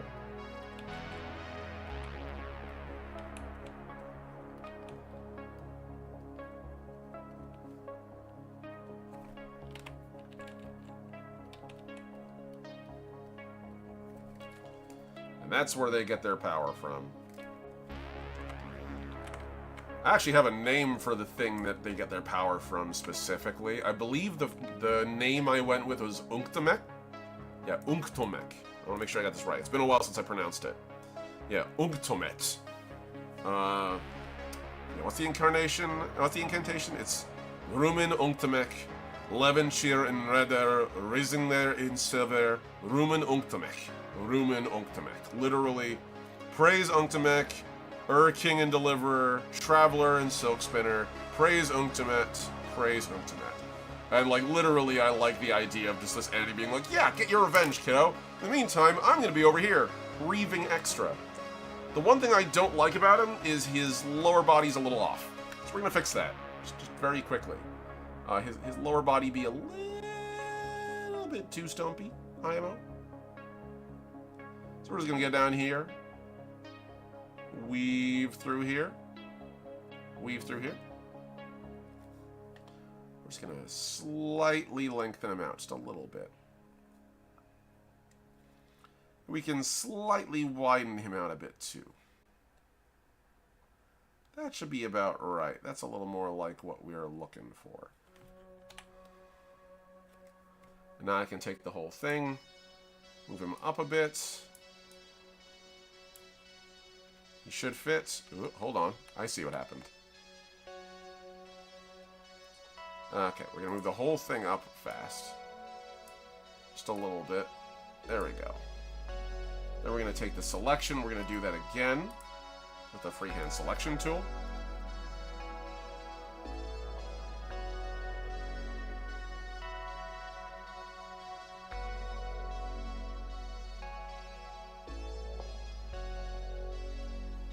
There we go. Now we can pull it down a little bit. I said we can pull it down a little bit. I wasn't fucking around with that. Hold on.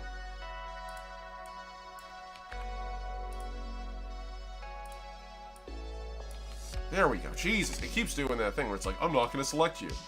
Stop it. Get some help.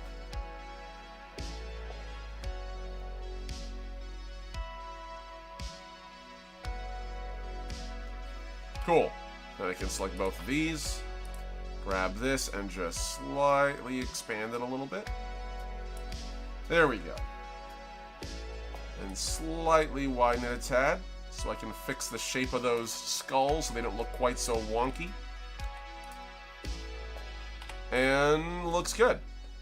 Just gotta connect those parts, and we can do that with a simple just Simple grabbing of the black underneath. With our smudge tool. Connect those together. Now you do the same thing here. Just smear that up a little.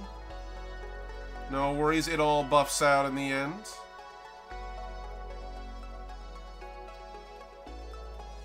Nice. And just like that, I think Kuro the Blade is done. I'm going to probably do more work on this in the future, but for now, this is a great place to stop. We've been going for about 2 hours, and it is getting sweaty. Oh my god, I'm hot. I am so uncomfortably warm. I'm going to go for a walk outside, because it is actually going to be cooler outside than it is in here. Ugh. And also, before I forget, don't forget to drink plenty of water when it gets too hot.